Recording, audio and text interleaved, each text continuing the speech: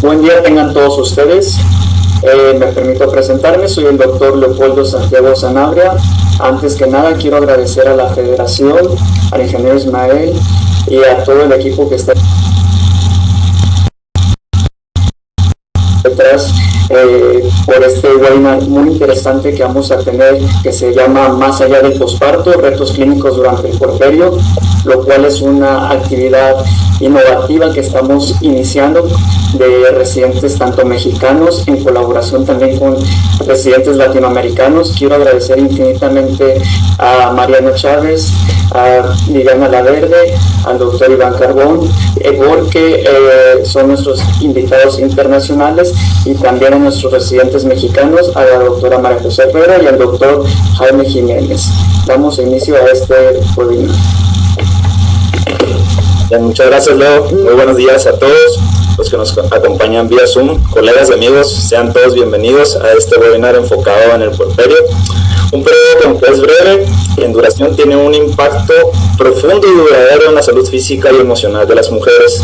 En el contexto de América Latina, donde persisten desigualdades en el acceso y la calidad de la atención postnatal, resulta crucial el generar espacios que permitan reflexionar, debatir y avanzar hacia una atención más equitativa y completa para nuestras pacientes. A mí me complace presentarles a la doctora María José Herrera Saldaña, actualmente residente de tercer año de ginecología aquí en la ciudad de Guadalajara. Ella será la encargada de moderar esta mesa de discusión en la que nos acompañan residentes de Latinoamérica, con los cuales tuve el placer de colaborar fuertemente para que este evento académico sea de su total agrado. Doctora Herrera, le cedo la palabra y muchas gracias a todos los participantes y a todos los que nos acompañan. Hola, pues bienvenidos todos. Muchas gracias por el tiempo que están tomando en ver pues este webinar, esperando que sea muy provechoso para todos y enriquecedor. Pues bueno, el título que decidimos es Más allá del posparto, retos clínicos durante el puerperio. Y antes de iniciar esta plática, quisiera iniciar con esta frase: cuidar bien del puerperio es cuidar el presente y futuro de la mujer y su familia. Si bien estas imágenes, estas ilustraciones que tenemos en esta presentación, pues definen mucho lo que es el puerperio para la mujer, ya que la mujer en este periodo está vulnerable. Hay muchos cambios tanto físicos, sociales, fisiológicos, que muchas veces no están bien cuidados. De manera de introducción, tenemos que el puerperio se define como el periodo que inicia inmediatamente después del parto y este se extiende hasta aproximadamente 6 semanas después del nacimiento. Tiempo en el que el cuerpo materno vuelve en gran parte a su estado fisiológico pregestacional. De manera de clasificación, esto se va a dar por la temporalidad. Vamos a tener que el puerperio se divide en inmediato, mediato y tardío. Inmediato, por las primeras 24 horas después del parto, mediato de las 24 horas hasta los 7 días posparto y tardío de los 8 días hasta los 42 días posparto. Durante este tiempo pues va a ser un periodo crítico tanto para la mujer y para su bebé, ya que durante este periodo la mujer se va a adaptar a múltiples cambios, tanto físicos, sociales, psicológicos, y esta es una etapa crucial para la recuperación física, emocional y clave para la salud materna. A su vez también tiene que ver con el vínculo con el recién nacido y su familia. Hablando un poquito de epidemiología, tenemos que más del 40% de las mujeres no acuden a sus citas del puerperio, siendo que el 60% de las muertes maternas ocurren en el puerperio. Es por eso la importancia. Alta frecuencia de estas complicaciones pueden ser prevenibles. Es por eso que es responsabilidad de todo el equipo de salud brindar una atención integral, empática y basada en evidencia. Hablando un poquito de las complicaciones más frecuentes, tenemos que vamos a presentar hemorragia posparto, infecciones puerperales, enfermedades tromboembólicas, estados hipertensivos, depresión y psicosis de posparto. Y pues ya dando un poquito de introducción a esto, vamos a presentar a nuestros ponentes. Y primero tenemos a la doctora Viviana Angélica Laverde Cardona, ella egresada de la Universidad Sanitas, ella representando lo que es Colombia, especialista en epidemiología de la Universidad de los Andes y actualmente está cursando su cuarto año de residencia de ginecología y obstetricia en la Clínica Universitaria Colombia Bogotá, representante nacional de la UATOC por Colombia y vicepresidenta de la LALOC. Bienvenida, doctora, muchas gracias por tomarse su tiempo. Muchas gracias a ustedes por la invitación. Tenemos también al doctor Iván Cardo, representando lo que es Argentina, el egresado de la Universidad de Salvador, Buenos Aires, actualmente pues cursando su cuarto año de ginecología y obstetricia en el Hospital General de Agudos de Consomé Argerich en Buenos Aires. Bienvenido, doctor, un gusto tenerlo aquí con nosotros. Buenos días, muchas gracias. También representando lo que es Costa Rica, tenemos a la doctora Mariana Chávez de Simone, residente de tercer año del Hospital Rafael Ángel Calderón Guardia. Bienvenida, doctora, muchísimas gracias por su tiempo. Hola, muchas gracias por la invitación. Y representando pues a nuestro país, México, tenemos al doctor Jaime Jiménez Castañeda, el egresado de la Universidad Autónoma de Chiapas, actualmente residente del tercer año de ginecología y obstetricia del Hospital Regional Dr. Rafael Pascasio Gamboa. Muchísimas gracias. Y bueno, pues ya vamos a hablar un poquito, me quisiera tomar algunos minutos para hablar de cómo va a ser la dinámica. Hemos preparado algunas preguntas que vamos a ir resolviendo durante toda esta webinar, pero si ustedes tienen alguna pregunta, algún comentario, pueden utilizar lo que es el chat y más tarde tendremos algunos minutos para poder contestar lo que es estas preguntas. Espérenme.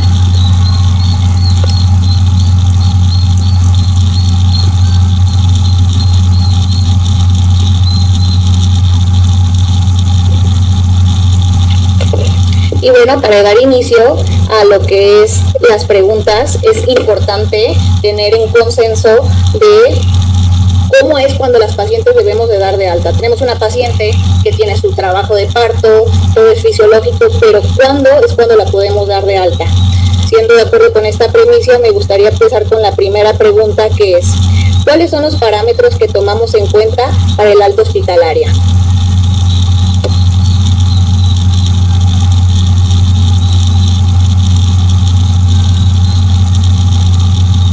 Bueno, si quieren comienzo a hablar un poco.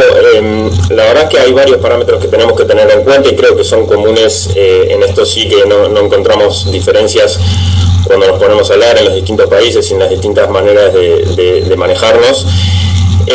Obviamente, si quieren voy diciendo alguno y mis compañeros me pueden ir ayudando, complementando. Siempre el estado general de la paciente, que los signos vitales sean adecuados. Eso como principal.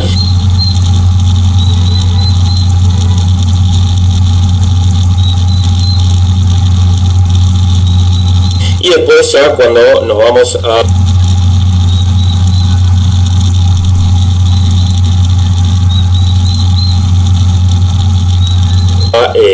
cosas más específicas, obstétricas, obviamente la presencia de loquios que sean fisiológicos, que la paciente no tenga un sangrado muy abundante, sangrado patológico, ya sea maloliente o que nos hable de algún signo de infección, que la retracción del útero sea la correcta, que no haya ningún signo de algún tipo de infección, ya sea, como decía, de la parte uterina o de la herida quirúrgica, en el caso de que estamos hablando de una cesárea, o de una paciente que haya tenido una sutura por una episiotomía o por algún tipo de desgarro. Obviamente el control de las mamas, eso nos parece que es muy importante, no solo por la repercusión que puede llegar a tener algún tipo de infección en las mamas en la paciente, sino con el posterior, la lactancia, que en el caso de que haya algún tipo de infección, la lactancia se puede ver muy comprometida, así que como parámetros principales, creo que son esos los que manejamos. Después algunos otros secundarios, puede ser la correcta vinculación de la madre con el bebé, que tenga un espacio adecuado para volver a su hogar, que su estado de ánimo sea el correcto para poder hacer los primeros cuidados del recién nacido, también son importantes y complementan a que el egreso de la paciente sea el adecuado. Sí, también, bueno, por lo menos en Costa Rica, el protocolo que tenemos nosotros antes de dar regreso a una paciente, que usualmente nosotros, en una paciente que tuvo un parto sin complicaciones o una cesárea sin complicaciones, las observamos por unas 24 horas, vemos toda la parte clínica que acaba de mencionar Iván. También me parece importante que dentro de los aspectos secundarios a valorar, también hay que tomar en cuenta hacer un tamizaje de riesgo social de la paciente, por ejemplo, pacientes con embarazo adolescente o con una condición socioeconómica complicada. Nosotros usualmente también pedimos apoyo de los compañeros de trabajo social, psicología, como tratando de prever dar regreso a una mamá que vaya a tener complicaciones de ese tipo posteriormente, y también, como mencionaba Iván, el acople a la lactancia materna, y también damos como por lo menos inicialmente un abordaje sobre anticoncepción, ¿verdad? Sobre los diferentes métodos que hay para la paciente, que se pueda tal vez iniciar desde el momento del posparto inmediato en algunas de ellas, si así pues obviamente lo desean.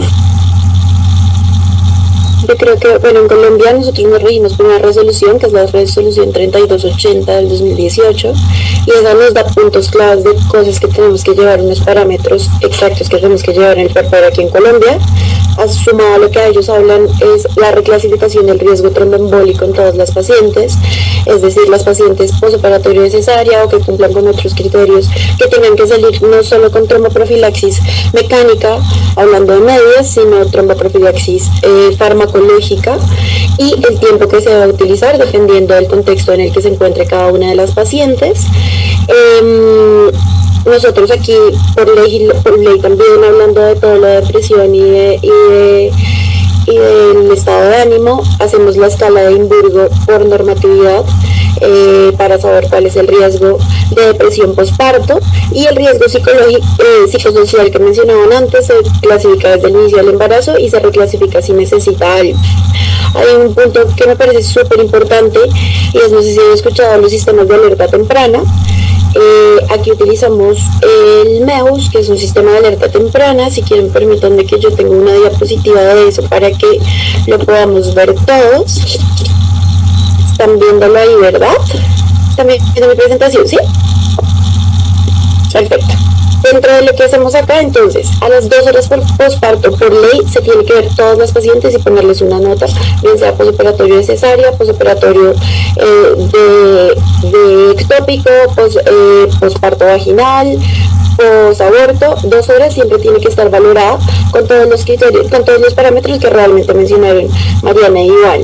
El riesgo tromboembólico, la escala de Edimburgo, la consejería de planificación, como se mencionaba, porque aquí por legislación también todas las pacientes deberían salir con un método anticonceptivo, y la vigilancia que se hace intrahospitalaria en Colombia es del parto vaginal 24 horas, de la cesárea, 48 horas. Y pues lo que mencionaba Iván, se van los signos de alarma, el manejo externo, y obligatoriamente todas las pacientes salen con una cita asignada para un control posparto del 3º al 5º día posparto por un ginecólogo. O sea, eso es por legislación en Colombia. Como explicación de los sistemas de alerta temprana, porque me parece que es un método muy efectivo que podríamos tener todos en Latinoamérica, y es, los sistemas de alerta temprana lo que hacen es identificar con antelación el riesgo de deterioro de las pacientes, que ayudan a detección oportuna, plan de acción, anticipación. Entonces, ¿qué es lo que busca? Esto nació en Inglaterra como en el 2007, creo que fue, no recuerdo bien, y lo que busca es un conjunto de signos vitales periódicamente para detección oportuna, un predictor de deterioro agudo de 6 a 12 horas, y anticipa si necesitamos soporte ventilatorio, traslado a UCI, soporte vasopresor, si hay un paro cardiorrespiratorio o muerte. y nos ayuda para prepararnos para tener un plan de acción para ubicar a la paciente, bien sea que si puede estar en observación, en hospitalización, o si necesitamos que vaya a una unidad de intermedia o una unidad de cuidado intensivo.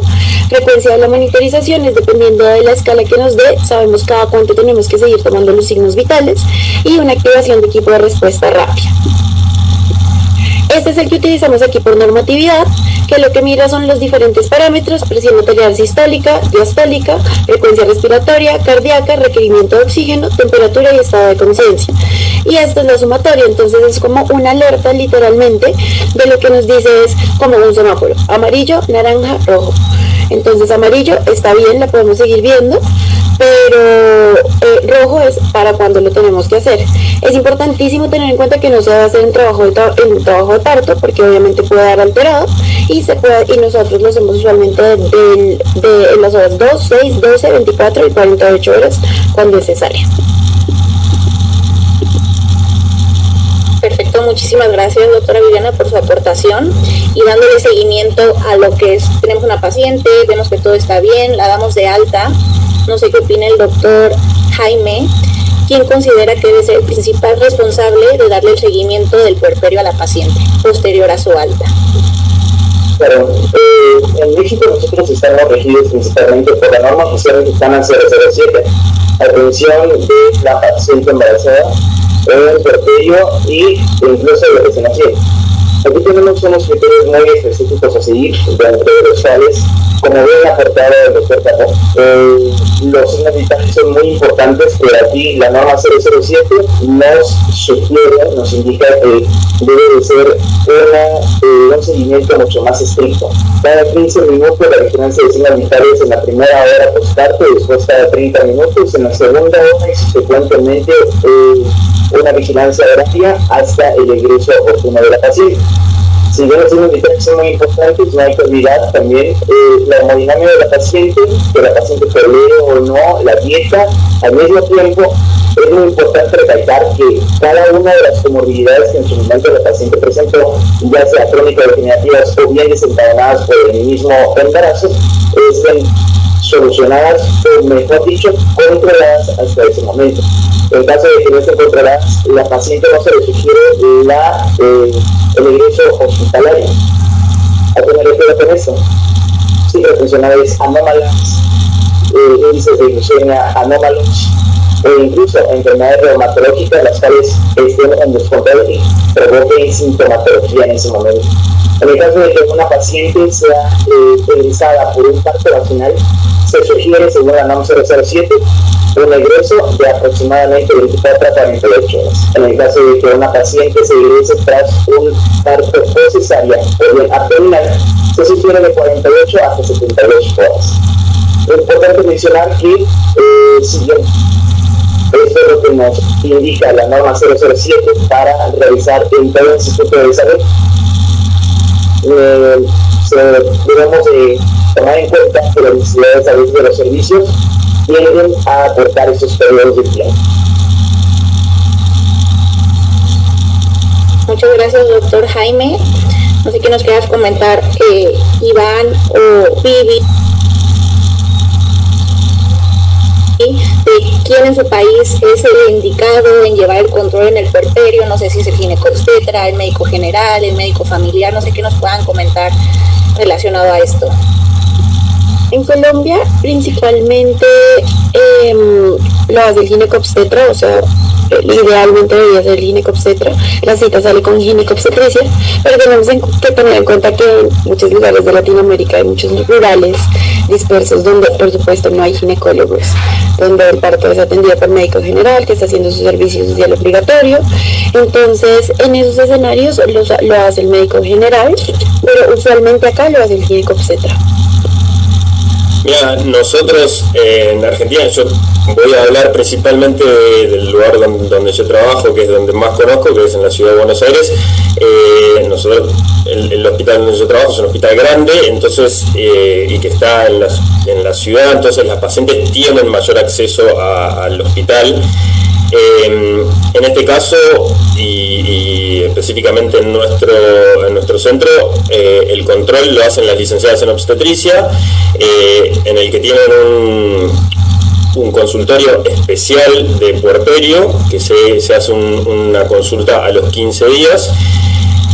Todo esto hablando de embarazos de bajo riesgo. En el caso de que sea un embarazo de alto riesgo o que haya tenido algún tipo de patología, ahí sí se hace un seguimiento un poco más estricto. En este mismo consultorio de embarazo de alto riesgo, en donde se le siguió todo el embarazo, se hace un nuevo control y ahí eventualmente se hace derivaciones hacia otros servicios, ya sea cardiología, nefrología o las distintas especialidades, para que hagan también el seguimiento como más a largo plazo de la paciente y no solo hablando del puerperio. Muchas gracias, doctor Iván. Y pues dándole continuidad a esto, ¿cómo ven en los actuales modelos que tenemos del seguimiento del puerperio, qué debilidades y qué fortalezas tienen en cada de su país y qué nos podían como dar en retroalimentación? Bien, el principal, yo creo que déficit que tiene el control del puerperio, que no solo sea en nuestros países, sino a nivel mundial, y todos los trabajos y las guías hablan de esto, es la adherencia a los controles, ¿sí? Y lo habían dicho en la presentación, que aproximadamente el 40% de las pacientes no concurre al control. Entonces, eso creo que es la principal falencia. Hay muchas herramientas, algunas se usan, algunas no, pero por ejemplo, les doy un ejemplo, nosotros lo que hacemos es, antes de que la paciente se dé de alta, ya le damos el turno de la cita para que vuelva al control del puerperio. Ahí se le explica la importancia que tiene este control, se le explica que su control de salud no solo termina cuando nace su bebé o cuando lleva el bebé a la primera consulta con neonatología, sino que todo este seguimiento que se le hace a la madre es muy importante. Y es muy importante porque principalmente ahí lo que podemos hacer es no solo detectar patologías que puedan surgir del embarazo. Sabemos que, y como habían dicho, que la mortalidad materna del 60% se da en el puerperio. Puede haber aparición de, que después vamos a hablar, distintas patologías como trastornos hipertensivos, trastornos tromboembólicos y demás. Pero sino que también muchas veces el puerperio, el embarazo, es la puerta de entrada de las pacientes al sistema de salud, o hasta incluso es el único contacto que tienen con el sistema de salud, ya sea por cuestiones de dificultad del acceso, por cuestiones culturales o distintas consideraciones, pero es muy importante no perder este contacto, ya sea para, como les decía, la prevención de enfermedades que pueda traer el embarazo, pero sino para otras enfermedades, ya sea cardiovasculares, control de la presión e incluso también enfermedades de salud de las mujeres, prevención del cáncer de cuello uterino, prevención del cáncer de mama. Entonces esto me parece fundamental y creo que todos los esfuerzos que se hacen internacionalmente buscan esto, tratar de que la paciente concurra al control y que sea evaluada por profesionales que estén capacitados para evaluar a una paciente puérpera. En nuestro caso, la verdad es que son evaluadas por personas que están muy capacitadas para hacerlo, pero bueno, sabemos que esto no se puede dar en todos los lugares y que hay veces, como decían mis compañeros, se da por médicos generales o por enfermeros y demás. Pero bueno, la idea es, o lo que yo considero es tratar de capacitar, por lo menos en lo que se pueda, a todo el equipo de salud que va a atender a una paciente de puérpera. Y me gustaría también contarles cómo es el control en Costa Rica, porque he escuchado de la mayoría de ustedes que el equipo de ginecobstetricia es el que se encarga de dar el seguimiento a las pacientes en el puerperio, y pues en Costa Rica es un poco distinto. Acá el sistema está dividido por diferentes niveles de atención, ¿verdad? El nivel hospitalario siendo el tercer nivel, el más especializado, donde tienen usualmente el parto vaginal, sí atendido por ginecobstetras o enfermeros obstetras. Sin embargo, las pacientes posterior al regreso, en su gran mayoría y por el protocolo nacional de seguimiento en el puerperio, se les da seguimiento en un nivel de atención por medicina general, ¿verdad? Hay todo un protocolo de cuánto tiempo posterior al parto deberían tener seguimiento, si se intenta pues hacerlo desde el tercer día posparto a nivel de medicina general para calzarlo también con el tamizaje neonatal y pues captar mayor cantidad de pacientes, posteriormente un mes, 6 meses y posteriormente al año. Sin embargo, pues a mí sí me parece que esto es un gran reto para nosotros porque va a haber siempre pacientes que hayan tenido algunas complicaciones médicas o que tengan algo especial, ya sea trastornos hipertensivos, preeclampsia severa, diabetes, incluso trastornos psiquiátricos que se hayan descompensado durante el embarazo, porque es muy frecuente pues que no tengan un seguimiento como tal por psiquiatría o que suspendan el tratamiento durante el embarazo, que tal vez se salga un poco de las manos del médico general. Entonces, pues yo creo que nosotros todavía tenemos que fortalecer eso bastante, tal vez abrir más consultas en el posparto por ginecobstetricia e incluso hacer equipos multidisciplinarios, ¿verdad? Porque no siempre nosotros vamos a poder manejar todas las complicaciones médicas que se den durante el embarazo y su seguimiento en el puerperio. Yo creo que también pacientes que se han complicado ameritarían que uno las vea en conjunto con medicina interna, incluso eventualmente cardiología, psiquiatría, psicología, trabajo social. Entonces yo sí creo que esto es un aspecto a fortalecer. Como lo decía Iván, es ideal que la paciente se pueda ir del hospital con una cita ya de control postparto para también aumentar la captación, que es algo que tampoco pues se está haciendo como tal.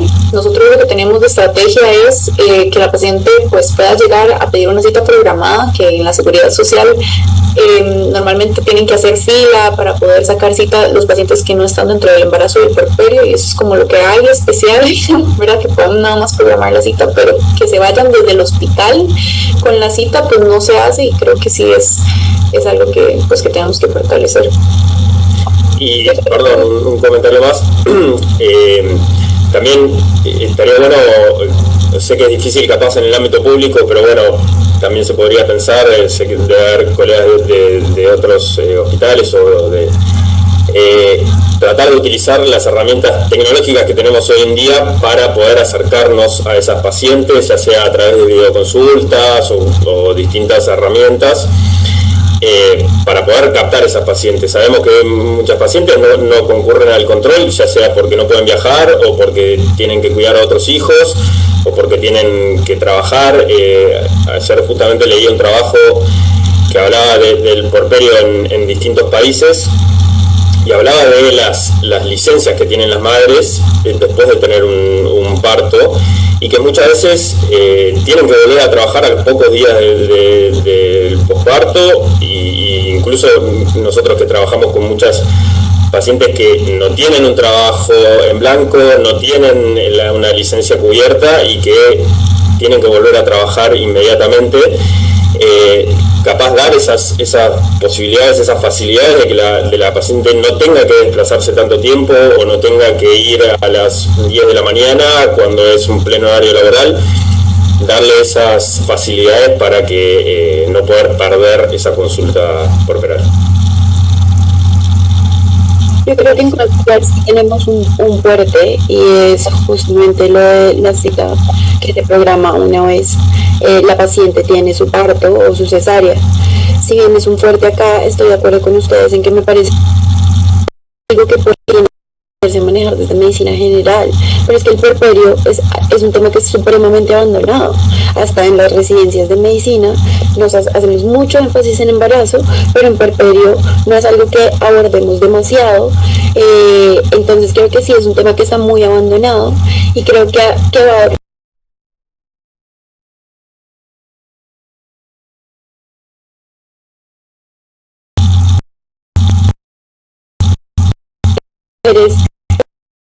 toma el rol de mamá como un trabajo, se toma como un requerimiento, como es lo que tiene. Ahí tiene que levantarse el siguiente día y tiene que trabajar a las 2 semanas porque es mamá, pero el problema es la señora porque no viene a la consulta. El tema es Entonces, es que deberíamos realmente preguntarnos. Muchísimas gracias. Dándole seguimiento también en un puerperio, siendo que una de las principales causas de muerte materna siguen siendo los estados hipertensivos, es importante ver el seguimiento, ¿no?, de las pacientes que se egresan con algún estado hipertensivo, con una preeclampsia, con una hipertensión gestacional. Es importante con esta pregunta, ¿cómo consideran que debe ser el manejo médico en pacientes con trastornos hipertensivos en el puerperio?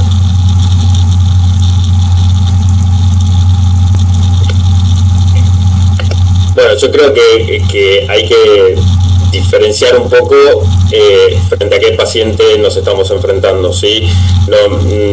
No podemos tratar de la misma manera a una paciente que ha tenido una preeclampsia grave con una emergencia hipertensiva a aquella que tuvo una hipertensión gestacional, que tuvo su parto sin ninguna complicación, que obviamente en algún momento tuvo registros tensionales elevados, pero que se resolvió con medicación y no tuvo ninguna mayor complicación.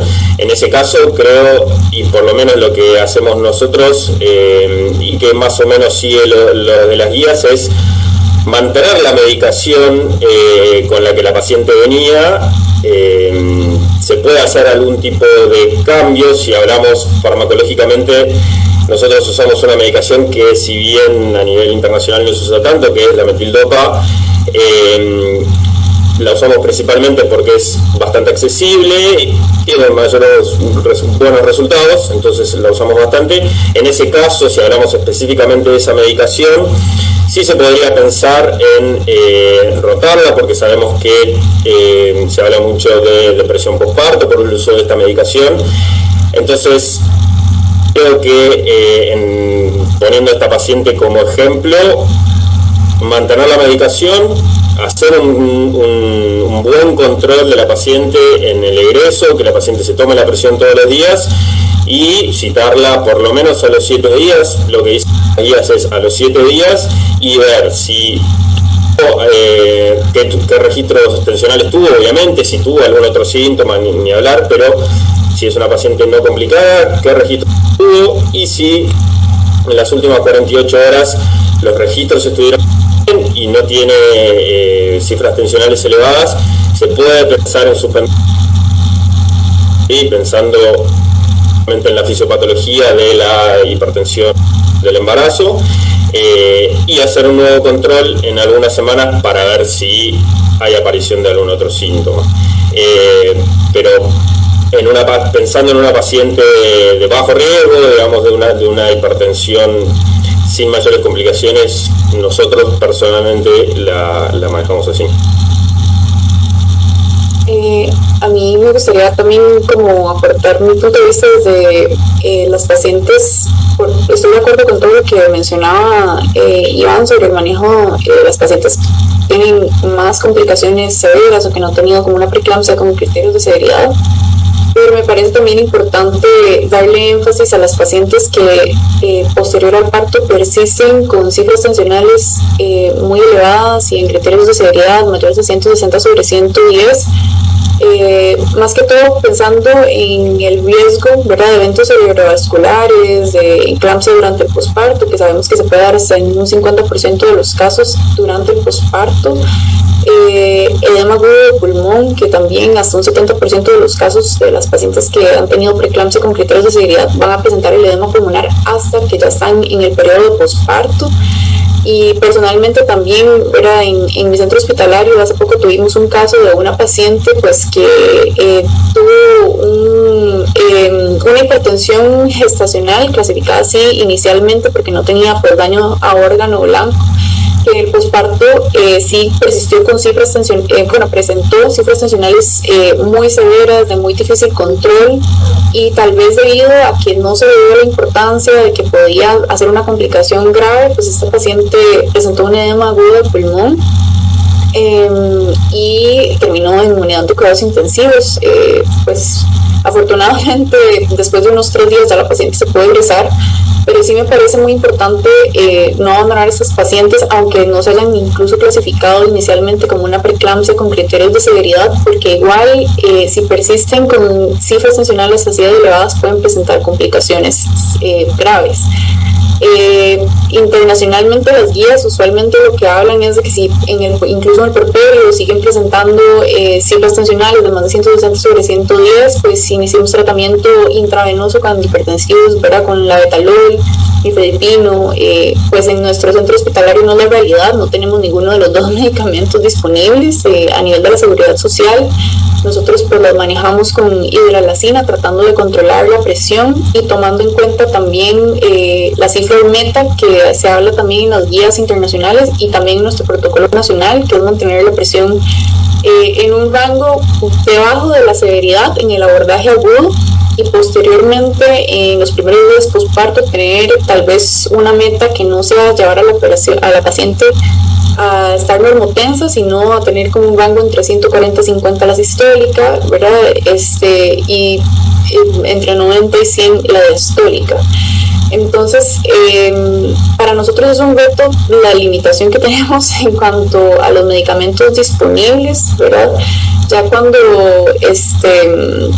son pacientes que son refractarias al tratamiento inicial, pues en algunos casos incluso llegamos a requerir bombas de nitroglicerina cuando ya estamos en un contexto de una paciente que está presentando datos de una enfermedad crítica, o pacientes que estaban a ingresar a la UCI por edema agudo de pulmón, por ejemplo.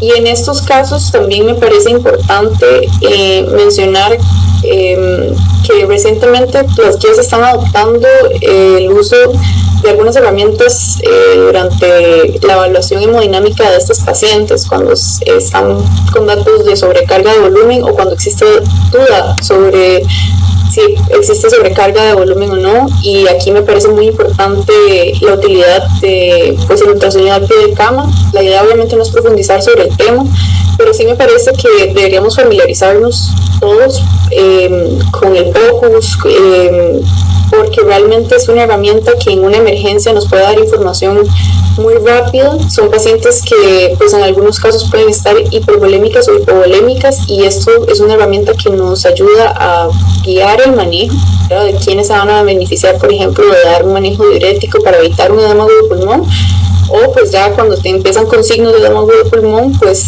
también es una herramienta para evidenciarlo y también iniciar el tratamiento dirigido de forma más oportuna, sin exponer al paciente el riesgo de que más bien esté hipovolémica y generarle mayor daño iniciando diuréticos que sabemos que no son el tratamiento de primera línea.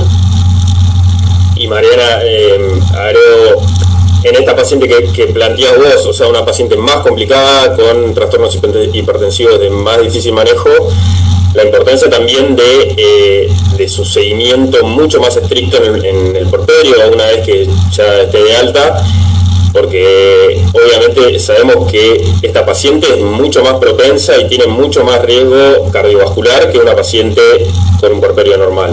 Entonces, tratar de hacer un seguimiento muchísimo más estricto, no solo por nosotros los obstetras, sino por cardiología, porque sabemos que las últimas guías recomiendan hasta incluso cifras tensionales mucho más bajas que en 140-90, que es el que nosotros nos asusta, sino por debajo de 130-80, y estos se lo siguen bajando porque se está viendo en los últimos trabajos que esto disminuye mucho el riesgo cardiovascular.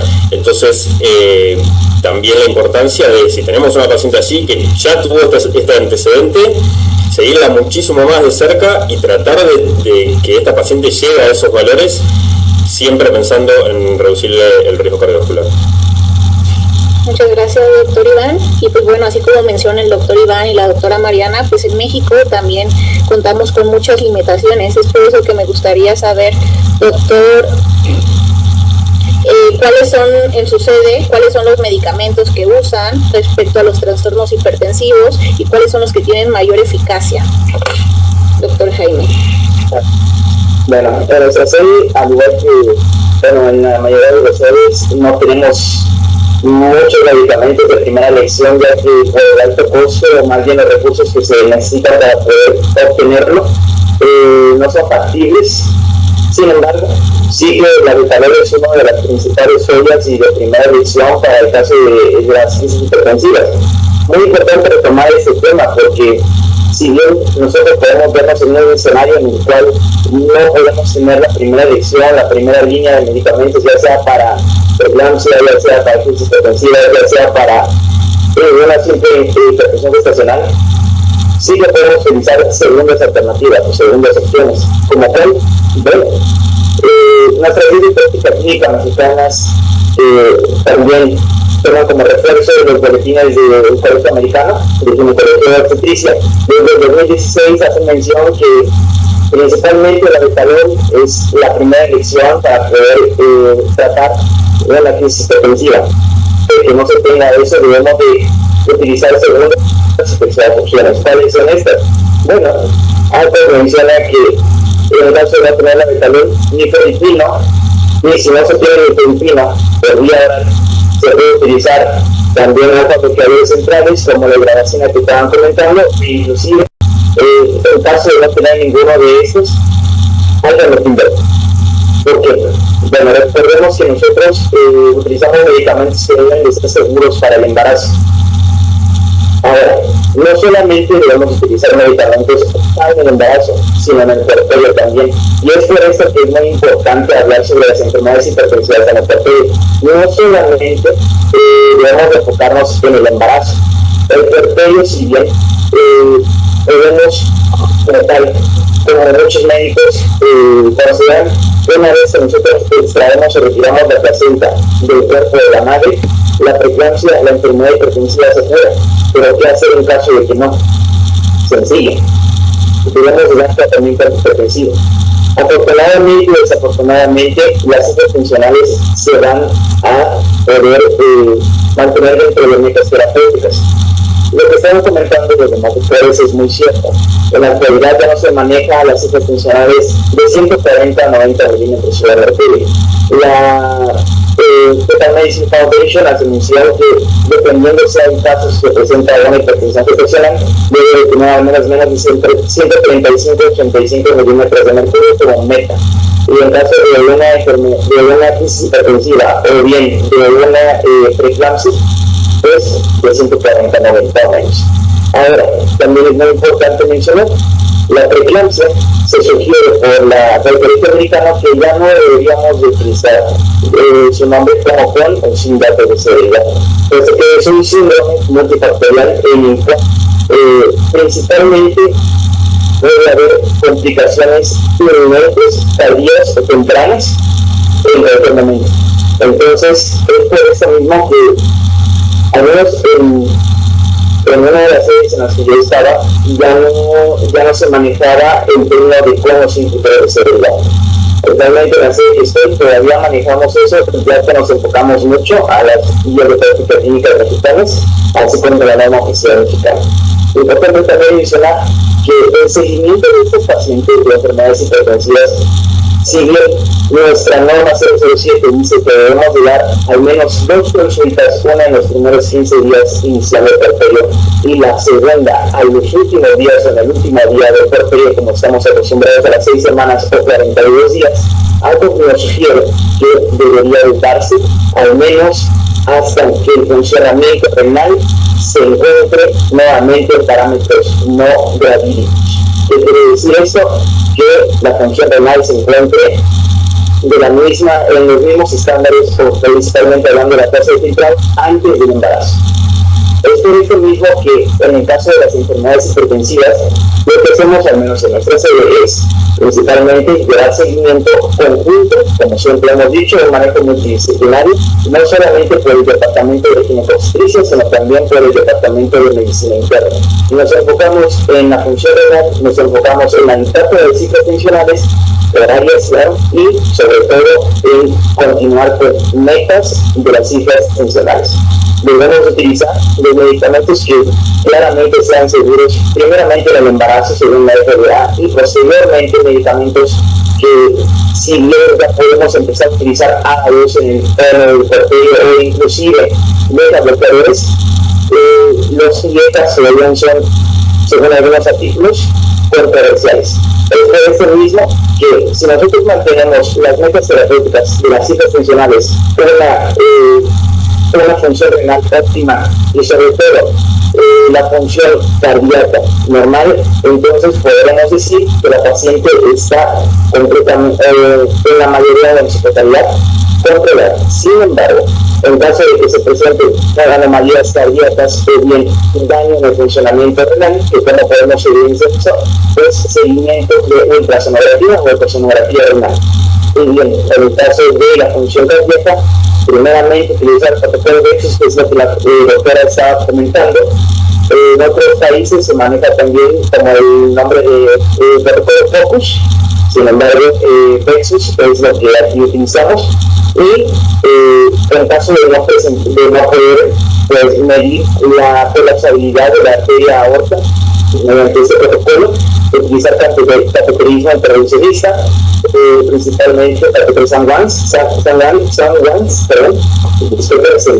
me pasa la palabra, y poder medir las presiones como tal del corazón derecho.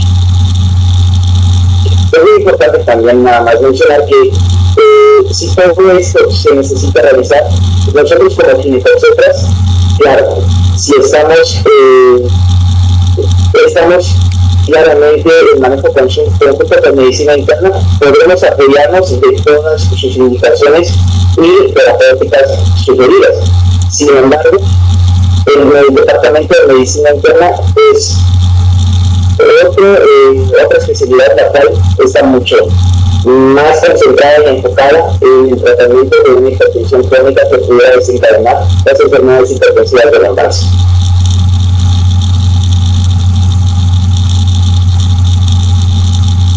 Bueno, y como para finalizar, si bien estoy de acuerdo con muchas cosas de las que se mencionaron anteriormente, en Colombia también se utiliza el manejo que habla el doctor Jaime.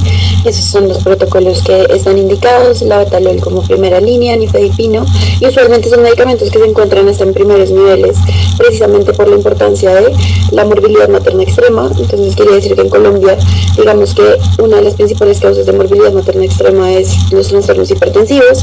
Anteriormente se hablaba más de hemorragia obstétrica, en este momento como que va liderando otros trastornos hipertensivos por la misma razón, porque además ahora son embarazos de mucho más alto riesgo, porque yo creo que la valoración preconcepcional también está subvalorada.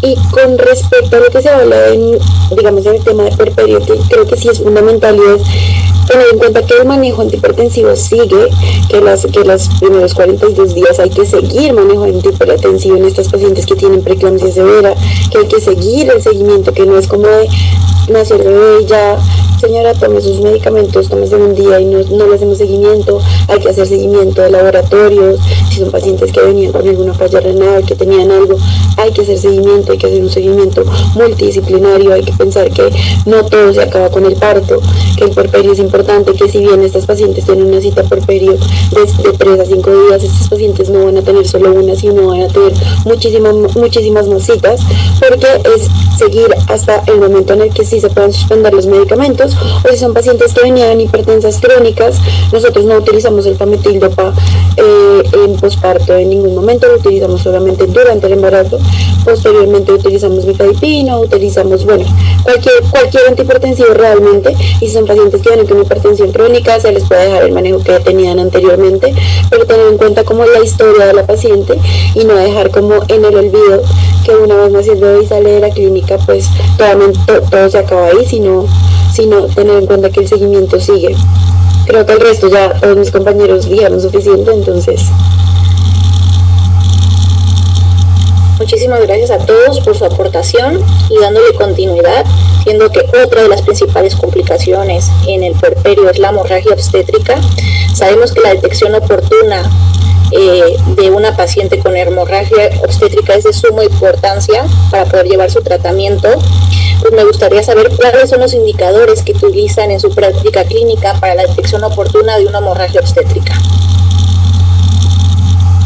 Ok, yo les voy a compartir un par de diapositivas que hice para esto que me gustan muchísimo. Regálenme 2 segundos.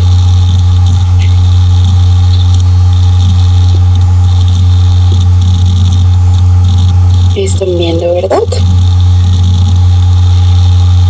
Creo que una forma fundamental de conocer un poco de morbilidad materna es como un iceberg, y es simplemente, y es básicamente ver todo lo que está abajo puede ser la morbilidad materna y lo que está arriba es la mortalidad materna.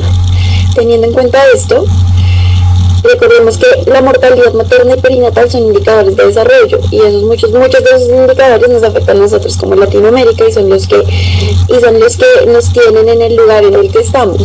Y son objetivos de desarrollo sostenible de Naciones Unidas. La morbilidad materna extrema es un indicador internacional de desempeño y un parámetro de calidad de atención. Y se define básicamente como un estado en el que una mujer casi muere pero sobrevive a una complicación durante el embarazo, el parto y los 42 días del posparto. La hemorragia posparto es una pérdida significativa de sangre después del parto, 500 cc en parto vaginal, 1000 cc en cesárea, y es una de las principales causas de mortalidad materna en países de desarrollo. Aunque en muchos países ha caído, como mencionábamos anteriormente, porque la primera pueden ser trastornos hipertensivos, sigue siendo una causa muy importante en la que se tiene que tener en cuenta manejar, porque es una causa que es frecuente en lugares donde no necesariamente hay un ginecobstetra, y donde ojalá todos los médicos, desde que son médicos generales, supiesen manejar un código rojo, porque es una de las principales causas de mortalidad que puede ser totalmente evitable y prevenible. Esta es una clasificación de choque que manejamos usualmente aquí en Colombia, no sé si en sus países la usen también, y es como que nos va guiando dependiendo de presión, grado de choque, el pulso, la perfusión y el sensorio para dar requerimiento de transfusión o no. Y tener en cuenta que en un choque moderado siempre hay que tener 2 unidades de glóbulos rojos para transfusión, una sospecha de coagulopatía, siempre la transfusión temprana de plasma, y la transfusión la masiva ya van 661 de cupos. ¿Listo? Aquí ya les quería mostrar esto, y esta es una lista de chequeo que también está aquí en Colombia, que está por normatividad, y es una lista de chequeo que se utiliza para hemorragia posparto. Entonces, que es súper importante ver el sangrado, activar código rojo, y nosotros usualmente utilizamos el índice de choque. Índice de choque es sistólica con frecuencia cardíaca, tener en cuenta que por debajo de 0.9 es una alerta, y ahí va dándonos alerta, por ejemplo, en 1.2, transfusión, 1.4, requerimiento de UCI, y tener en cuenta siempre las causas, tono. Entonces aquí usualmente en muchos lugares en Colombia tenemos el traje antichoque, entonces usualmente se coloca el traje antichoque en todas las pacientes. Por ejemplo, cuando los médicos generales están en su servicio social obligatorio, hay trajes antichoque para que puedan transportar a la paciente a un nivel de mayor complejidad. Oxitocina, las 40 unidades que se ponen a 125 cc, la metildergonovina 0.2, tener en cuenta que no se le puede dar a pacientes con hipertensión porque puede dar hipertensión maligna, el misoprostol, que usualmente se puede utilizar sublingual intrarrectal, que realmente esa es como nuestra última opción, porque casi siempre en todos los lugares tenemos todos los otros, y el ácido tranexámico. Cuando hablamos de tono uterino, tejido, pues por supuesto la retención placentaria, revisión bajo anestesia, o ver lo que tenemos, cómo lo tenemos, el manejo antibiótico. Cuando digamos el tono no nos mejora ya con los medicamentos, pensar en el manejo de balón de Bacri, o aquí también se enseña mucho que, por ejemplo, en los lugares donde no tenemos balón de Bacri, hacer un balón de Bacri con un preservativo, con una sonda Foley, y remitir a los pacientes. Es como el manejo de primera instancia, pero tener en cuenta que todos tenemos que tener como la idea central para tener ese manejo de primera instancia. Esta es una lista de chequeo que se las comparto, y que si gustan la encuentran en internet, se las puedo enviar, que es básicamente literal tener un checklist donde tenemos que tener un orden, llenarlo para que no se nos pase algo por encima y poder hacer todo adecuadamente por el bienestar de nuestras pacientes. Esta trae como 2 partes. Ahí vean la etapa 1, que es la que les estoy mostrando acá, la que hablamos de todo el primer manejo farmacológico. La segunda etapa, cuando ya vemos que no funciona con balón de Bacri o no, o si ya en la tercera etapa nos tenemos que ir de histerectomía o de otras taponamiento, bueno, lo que necesitemos. Cuarta etapa, que es la que nunca queremos llegar, código azul. Y ver qué otras acciones necesitamos. Y en esta misma lista de chequeo está el mismo cuadro que les mostré de semaforización anteriormente, y como lo que se debería hacer en cada uno de los minutos: 5 minutos diagnóstico, 10 minutos manejo médico, 15 minutos colocación del traje antichoque, a los 20 minutos colocamos el balón, a los 30 minutos no hay respuesta, definimos qué tenemos que hacer, si nos vamos de histerectomía o básicamente qué es lo que tenemos que hacer. Digamos que esto es como lo esencial, lo que hacemos nosotros acá, como los signos de alarma. Por eso es tan importante también a las 2 horas la valoración de signos vitales, de cómo está el sangrado de la paciente, cómo está el tono uterino, y pues por supuesto estos pacientes van a una unidad especial donde es un seguimiento especial. Recordar que con el balón se pone antibiótico terapia, y pues esas cosas básicas. No sé si de pronto ustedes hacen lo mismo en los otros países o cómo lo manejan. Sí, creo que en definitiva, siguiendo todos más o menos seguimos las mismas normativas. Obviamente, dependiendo de la institución, habrá mayor o mejor complejidad de los tratamientos que podemos ofrecer, pero creo que en definitiva el concepto siempre se basa en lo mismo. Algunas cosas que yo quería, desde mi corta experiencia, quería como recalcar, que me parecen personalmente importantes. La principal es que creo que la hemorragia posparto muchas veces es menospreciada o subdiagnosticada por nosotros mismos, porque sí, obviamente nosotros cuando estamos en un parto o en una cesárea no queremos tener una complicación, entonces muchas veces uno tiende a menospreciar ese sangrado o esa complicación que está teniendo. Entonces creo que todos tenemos que tener la cabeza fría y decir, bueno, estoy ante esta situación, no puedo dejarla pasar, y eventualmente diagnosticarla y activar todos los protocolos que tenemos. Y eso me lleva a pensar un poco de todos estos protocolos y todos estos checklists que son espectaculares y han demostrado que disminuyen la mortalidad de las pacientes y mejoran el diagnóstico, tratamiento y todo. Pero muchas veces nosotros vamos a trabajar capaz con personas con menos experiencia, con personas menos formadas. Entonces me parece que lo que tiene que estar básico en la formación de todos es hacer un diagnóstico, si quieren le podemos decir grosero, para poder plantarnos ante dos situaciones.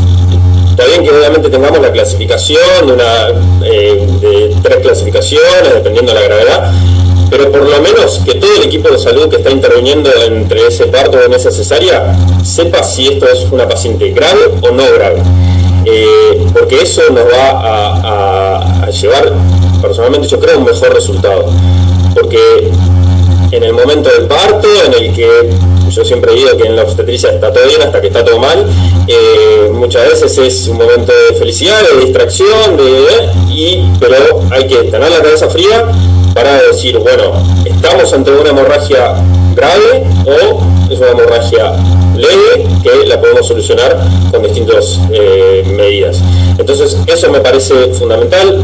Obviamente identificar la causa también recontra importante, pero bueno, esas son cosas que generalmente manejamos mejor, y por supuesto saber tratarla, que todo el equipo que está interviniendo en esa paciente sepa, aunque sea algo de lo que tiene que hacer, sepa dónde están las cosas, dónde están los medicamentos, dónde está el balón de Bakri, que el balón de Bakri funcione, sepa cómo llamar a un anestesiólogo o bueno, distintos aspectos que dan a la emergencia. Y como última cosa, por lo menos en nuestro centro, en nuestro país, la tasa de natalidad ha caído drásticamente, más o menos un 30% en los últimos 10 años, y esto lleva a menos nacimientos y a menos complicaciones. Entonces la formación de los residentes y de la gente que está en formación dentro de la obstetricia se está viendo modificada, deteriorada si queremos también. Entonces me parece que la formación mediante otros, porque muchas veces antes la formación era en la práctica, y ahora me parece que hay que buscar otras maneras de formación, principalmente de la que obviamente se está hablando un montón, y creo que la gran mayoría en nuestros centros, en nuestras sociedades, se está estimulando mucho, que es la simulación. Entonces, que todo el equipo de salud tenga acceso a esos sistemas de educación mediante simulación, porque son fundamentales para en el momento de la emergencia, en el momento de actuar, que muchas veces es un momento de descontrol, de que hay muchas personas y todos corriendo para todos lados, sepamos qué es lo que hay que hacer, porque si no lo practicamos y no estamos en la situación más real posible, cuando se nos presente de verdad, va a ser mucho más difícil y va a traer seguramente peores resultados. Muchas gracias, doctor Iván. Y pues bueno, ya cuando tenemos una paciente que presenta una hemorragia, aquí tenemos el tratamiento, ¿no? El tratamiento podría ser reanimarla con líquidos o reanimarla con algunos hemocomponentes, y aquí es como algún paradigma, ¿no? Entonces, de acuerdo a esto, la siguiente pregunta sería, ¿cuáles son los principales desafíos que enfrentan en cuanto al uso oportuno y racional de hemocomponentes en emergencias obstétricas y qué estrategias pueden implementarse para superarlos? No sé qué nos puede comentar el doctor Jaime o la doctora Mariana, qué es lo que realizan en sus hospitales.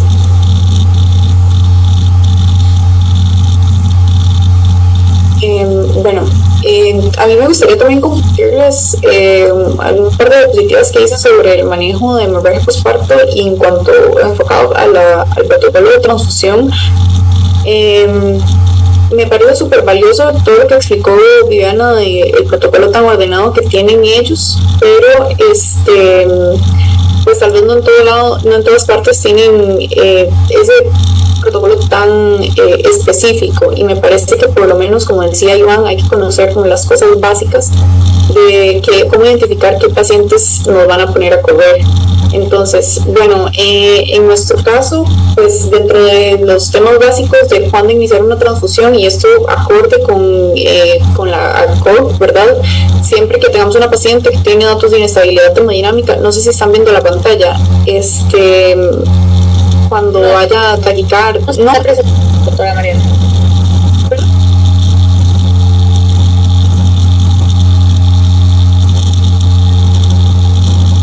Listo, ahora sí. Sí, ok, gracias.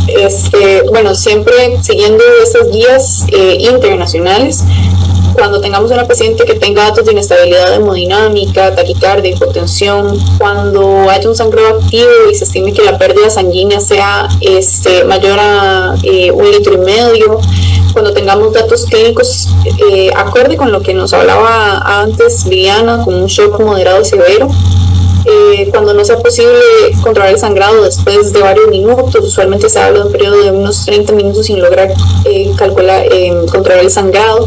Cuando tengamos hemoglobina es menor a 7 o un hematocrito menor a 25, pues es claro que hay que iniciar la transfusión de hemocomponentes.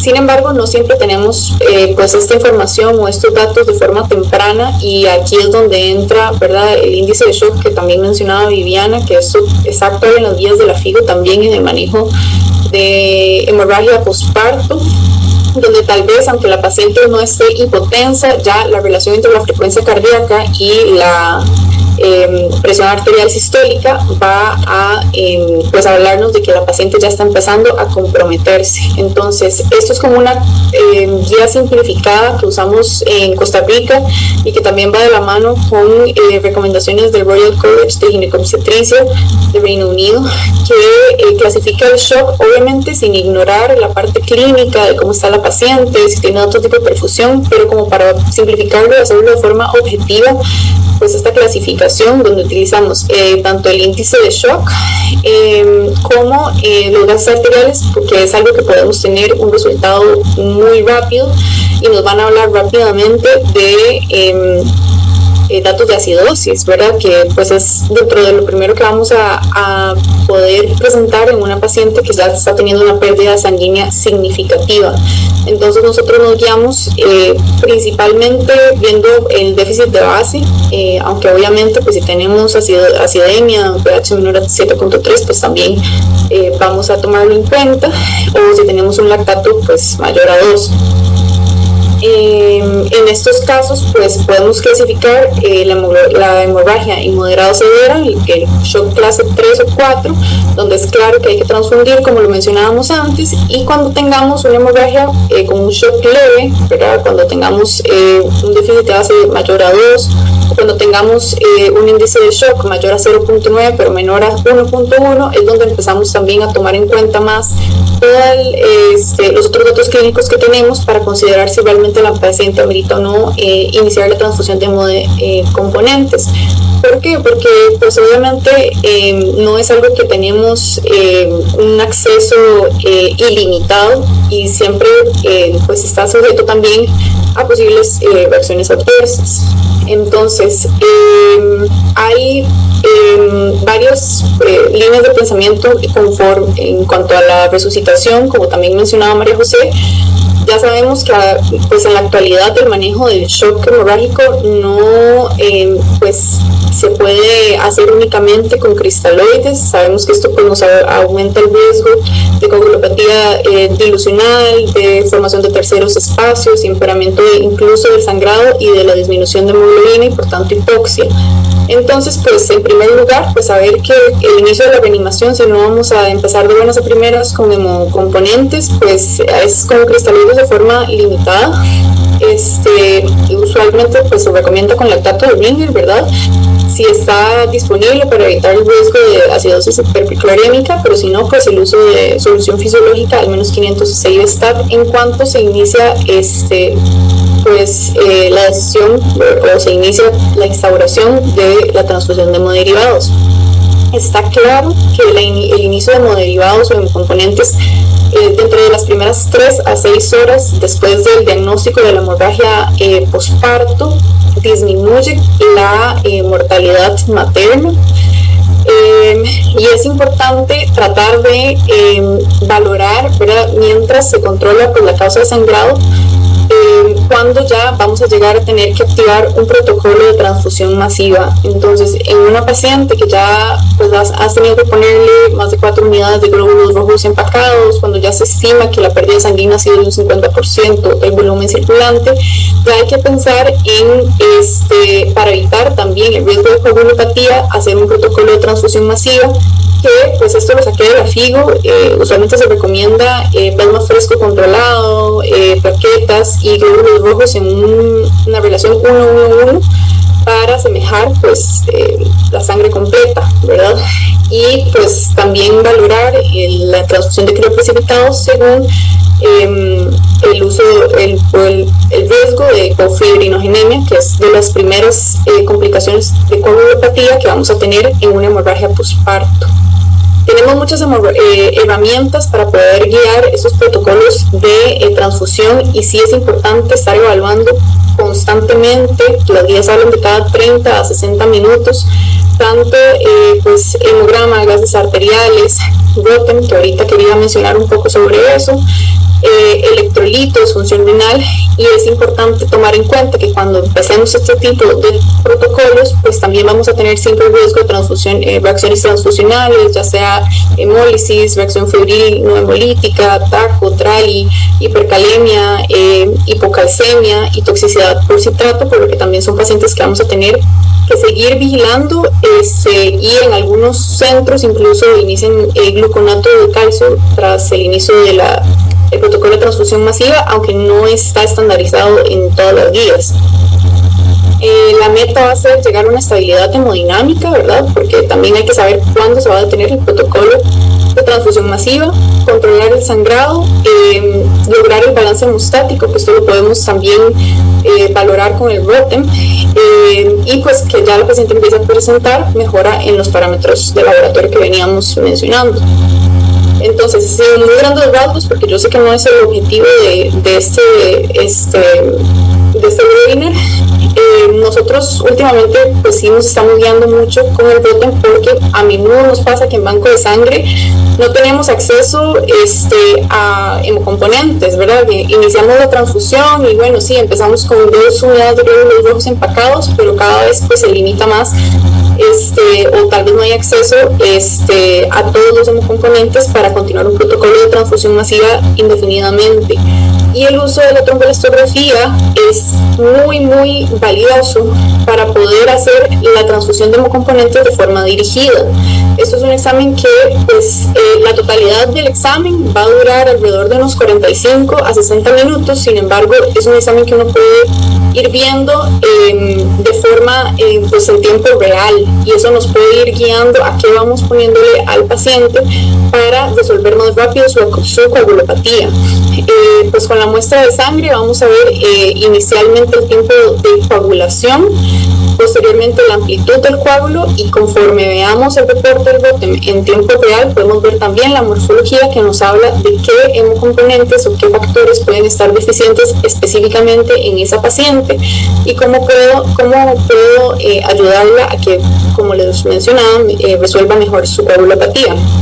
Posteriormente vamos a ver el tiempo de lisis máxima, que también nos va a guiar en pacientes que están generando fibrinolisis, para ver quiénes se pueden beneficiar más del uso de ácido tranexámico, fibrinógeno, precipitados. Entonces, estos son como los parámetros que nosotros utilizamos y la guía que nosotros utilizamos según los resultados del Rotem. Cuando tenemos alteración en el índice de lisis, pues como les mencionaba, consideramos ácido tranexámico. Cuando lo que está alterado es la amplitud del coágulo, porque esto nos habla de la estabilidad del mismo, pues probablemente la paciente se beneficie más de transfusión de plaquetas y de fibrinógeno. Y cuando lo que está alterado es el tiempo de coagulación inicial, que veíamos en la imagen anterior, pues ya podemos empezar a pensar en pacientes que se vayan a beneficiar más de fibrinógeno, y también hay que pensar en pacientes que hayan estado previamente anticoaguladas y se vayan a beneficiar de una reversión de esa anticoagulación. Sé que es un tema como un poco complejo, nada más quería mencionar como que esto es una herramienta que también tenemos cuando es difícil la disponibilidad de hemocomponentes, y pues sí vale la pena también conocerla. Para no extenderme más, creo que voy a dejar de compartir y ceder la palabra. Sí, muchas gracias, doctora Mariana, por sus diapositivas. Tenemos alguna pregunta del público del doctor Diego González Oropesa, que dice: en México, en el estado de Nuevo León, se implementó una estrategia de visitas domiciliarias por enfermería en el puerperio en los primeros 7 a 15 días del puerperio para identificar datos de alarma y hacer referencia a los servicios de salud. Esto solo es aplicable en Secretaría de Salud. El doctor pregunta si en algunos de los ponentes conoce estrategias similares a los países. No sé qué nos pueda hablar, doctora Ivy, si conoce alguna estrategia de visitas domiciliarias o algún plan que tengan en su país. Pues aquí, lo que yo les decía, o sea, como que usualmente lo que se busca es que se tengan una cita posparto, pero se busca también tener en cuenta, porque aquí existen como algo que se llama unidades de atención primaria en salud. Y estas unidades de atención primaria en salud usualmente quedan cerca del domicilio de las pacientes, usualmente. O sea, lo más frecuente es que queden cerca, que es un lugar de atención de parto, que es un lugar de esto, esté cerca su atención. ¿Para qué? Para que poder tener ese acceso a esta cita, porque lo que sí se busca aquí en Colombia es que esa cita sea por ginecobstetra, por el riesgo de complicaciones.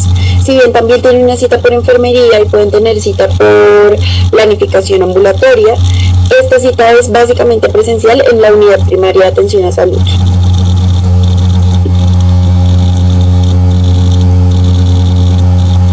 Muchas gracias, doctora. No sé qué nos pueda comentar el doctor o la doctora Mariana o el doctor Iván en sus yo conozco un poco lo que tengo cerca, no sabía de esto. Sí, como decía Viviana, la atención en lo que nosotros llamamos los centros de salud, que son como centros más barriales, o sea que no es el hospital grande, digamos, que sí, obviamente están más cerca de los domicilios de las pacientes, pero lo que sí conozco, lejos de nuestra región, en país que, si no me equivoco, es Suecia, en la que tienen, como para un poco comparar los modelos, ¿no? Tienen estancias en los hospitales que son muy cortas, hasta se habla de 4 horas en posparto, la paciente ya se puede ir a su domicilio, y todas las consultas del puerperio se hacen en el domicilio de la paciente. ya sea de la propia madre o de los neonatólogos que van a revisar al bebé. Eso es algo que sabía, que siempre me llamó la atención porque bueno, la instancia es muy corta, pero bueno, ellos lo usan porque bueno, tienen un sistema de salud que le permite, obviamente, de mandar un profesional a cada casa de cada paciente, pero bueno, similar a lo que contaba, a lo que preguntaba. Muchas gracias, doctor Iván. También tenemos otra pregunta para el doctor Jaime. Como residentes, ¿qué tanto se involucran en el puerperio en sus hospitales? No sé qué nos podría comentar de su sede, doctor Jaime.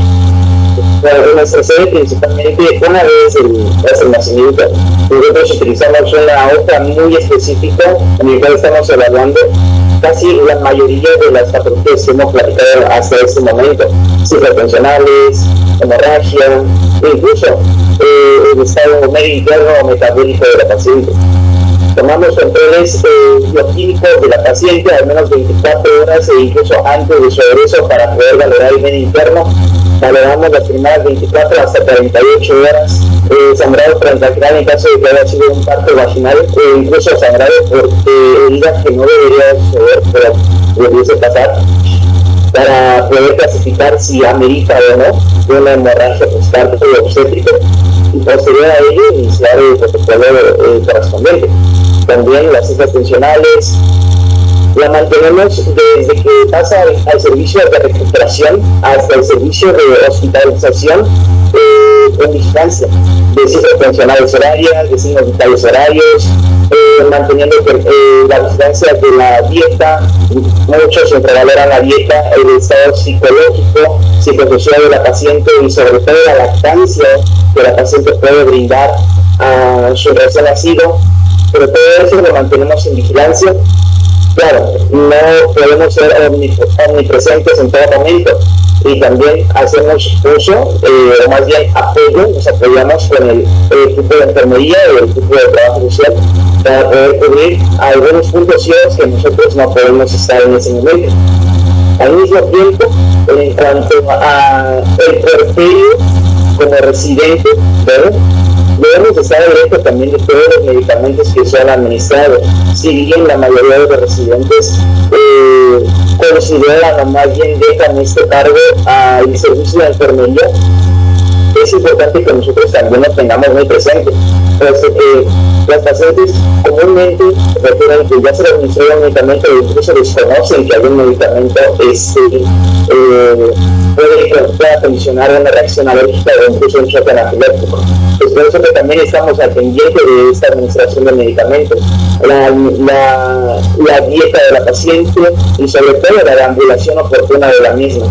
Es importante también considerar que los datos de irritación peritoneal, los datos de respuesta sistémica inflamatoria, todos estos datos de alarma, como comúnmente conocemos, para poder tratar oportunamente a la paciente y prevenir alguna complicación que se pueda suscitar durante el parto inmediato, inmediato y tardío. Gracias. Muchas gracias, doctor Jaime. Y pues cambiando ya un poquito de tema y algo que es fundamental en el abordaje del puerperio, hablando de la salud mental, comenzamos la siguiente pregunta, que es: ¿qué opciones creen que podrían implementarse a nivel institucional o comunitario para fortalecer el abordaje de la salud mental en el puerperio? Bueno, voy a compartirles una presentación. Regálenme 2 segundos, por favor.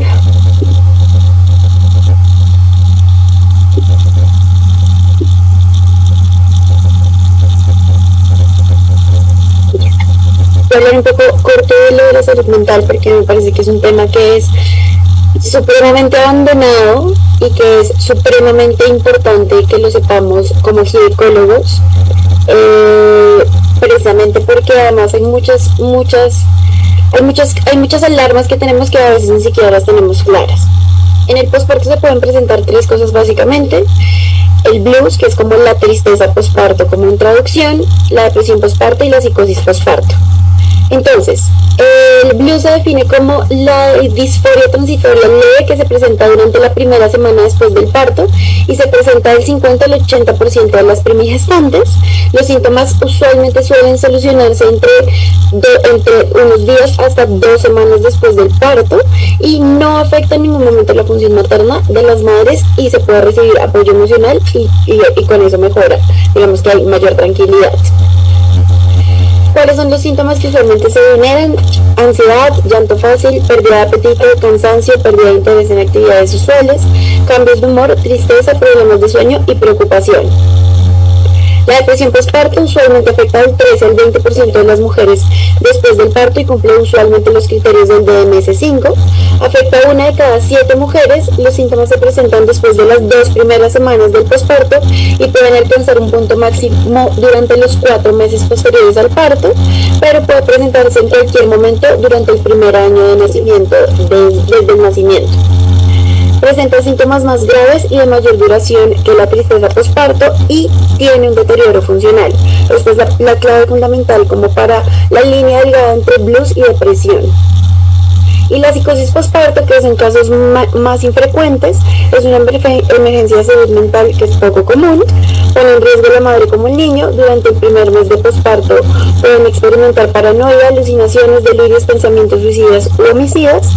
Y usualmente en pacientes con trastorno bipolar aumenta el riesgo de presentar una psicosis posparto.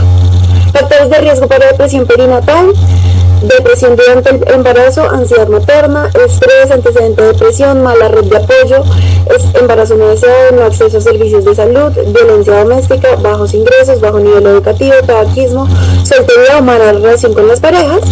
Y para la depresión postparto, o sea, durante el embarazo, los factores de riesgo son depresión durante el embarazo, ansiedad durante el embarazo, experiencia de eventos estresantes durante el embarazo o el puerperio temprano, experiencia traumática en parto prematuro que ingresa a la unidad de cuidados intensivos y por supuesto los mortinatos en tratamiento de estas pacientes, que son pacientes que también quedan totalmente abandonadas cuando tienen óbitos o cuando nacen prematuros y se mueren, mala red de apoyo, antecedentes de depresión o problemas con la lactancia.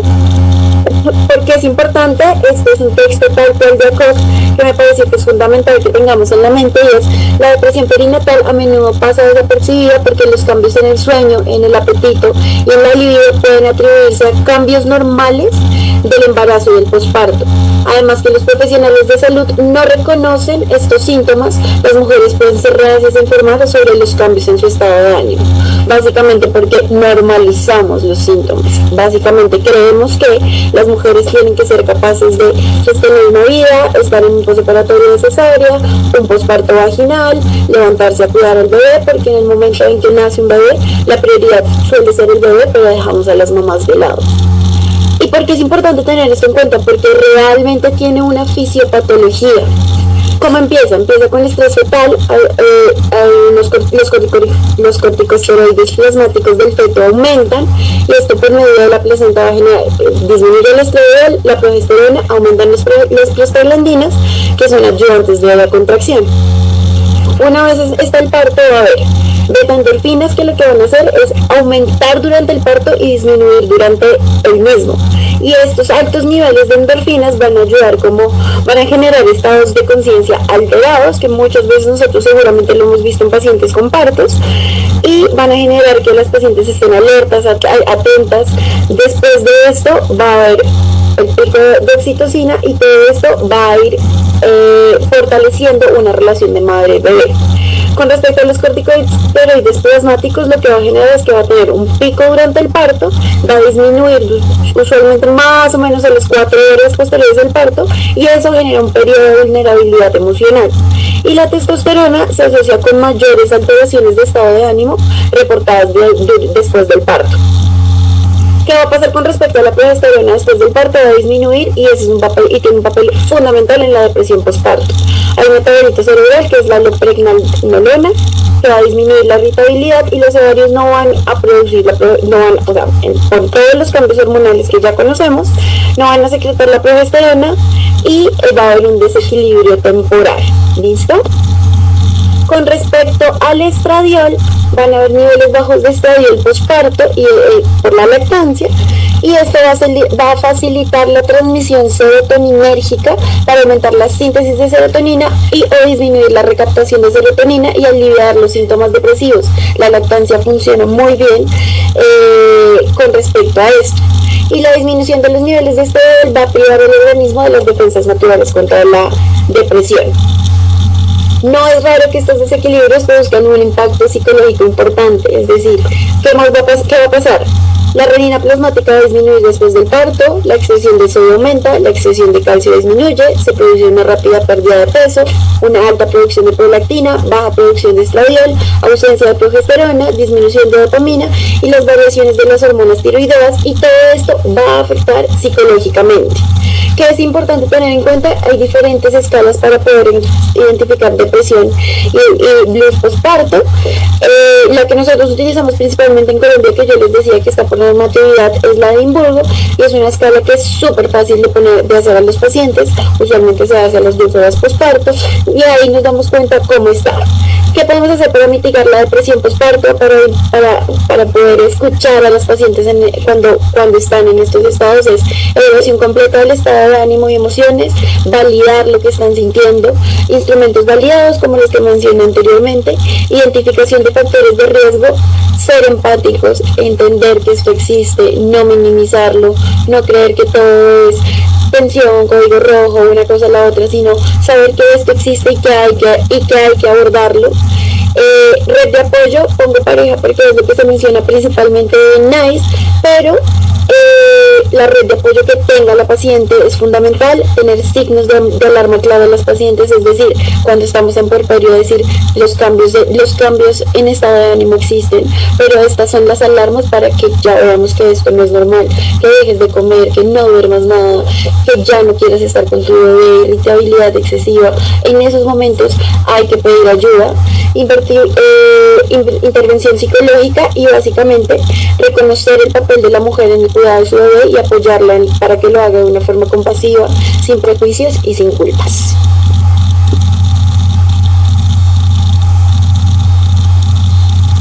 Bien, yo quería agregar un poco algo de la experiencia que hemos tenido nosotros en nuestro hospital a raíz de esta situación. La verdad que pensando, nunca se había pensado hasta hace un poquito tiempo en una integración de la salud mental con los servicios de obstetricia y demás, y a raíz de una situación que se tuvo en el que, no hace falta contarla, pero fue una situación límite con una paciente puérpera, ahí se prendieron todas las alarmas y como que se habló y dijimos, no tenemos una herramienta, un protocolo o una interacción entre nosotros para poder darle la mejor contención a esta paciente.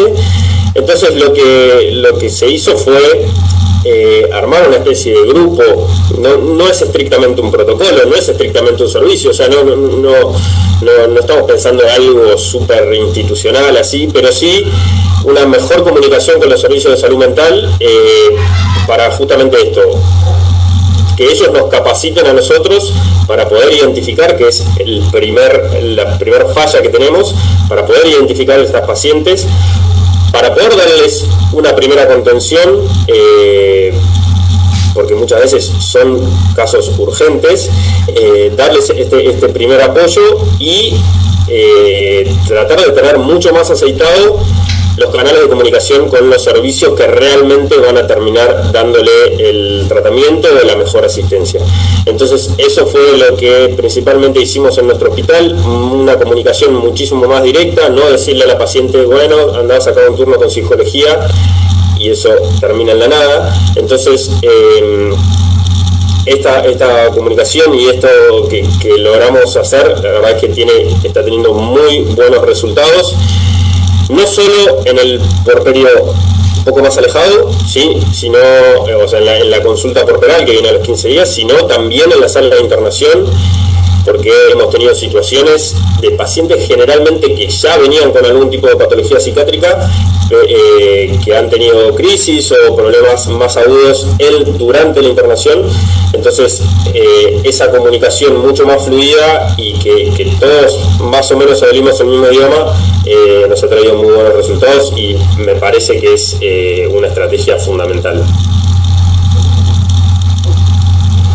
Muchas gracias, doctor Iván. Y pues tenemos otra pregunta que nos hacen llegar. Dice: soy psicóloga, mamá primeriza de una bebé de 2 años. Actualmente en mi consulta tengo 4 mamás que llegaron a psicología por sus propios medios. No fue recomendado ni sugerido por sus médicos tratantes. La pregunta sería: ¿cómo podemos trabajar de la mano de psicólogos y médicos para darle un mejor tratamiento a nuestras pacientes? Fue la psicóloga Paola la que nos dio esta preguntita. No sé qué nos pueden comentar, doctor Jaime, doctora Mariana, qué estrategias podemos implementar para que se llegue a un adecuado seguimiento hablando de la salud mental. Bueno, primeramente, como dice la pregunta, hay que saber el motivo de por qué se están acudiendo las señoras, porque lo que comenta es que solamente un grado, pero no explica el motivo.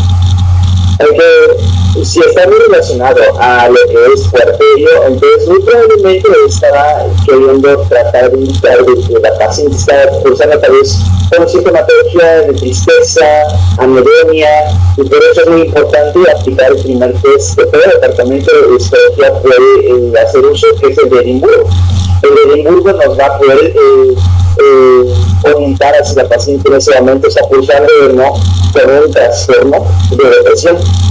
También puede hacer uso de algún manual, como el que nosotros comúnmente utilizamos, el de CMC.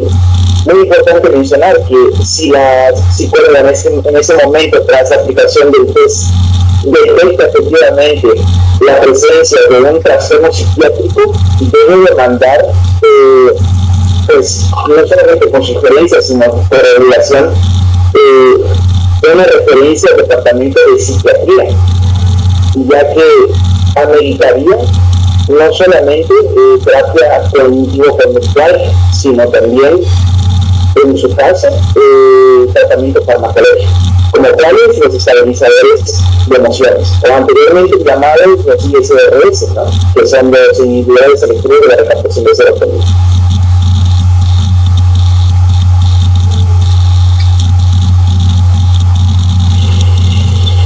Muchas gracias. Tenemos otra misma pregunta que es para la doctora Viviana.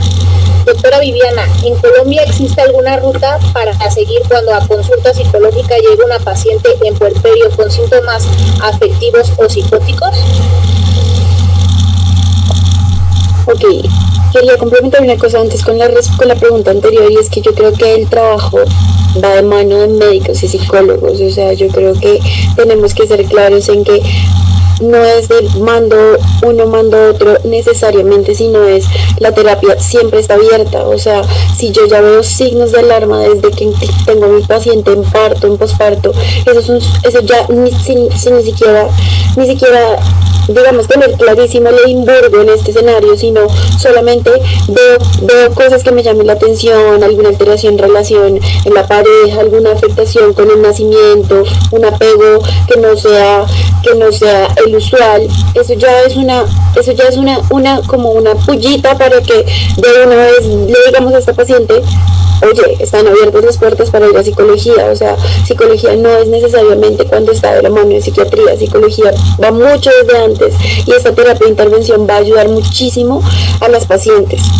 Y esa es nuestra función, porque somos la primera mano en las pacientes que están en posparto.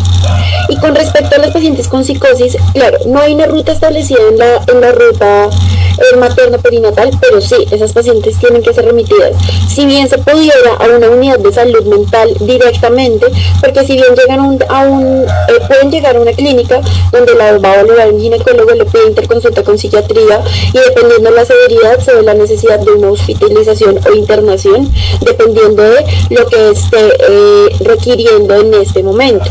Pero necesariamente sí, en esos escenarios que la vea psiquiatra para iniciar manejo farmacológico, porque es necesario, porque corre en riesgo la vida de la mamá y del bebé.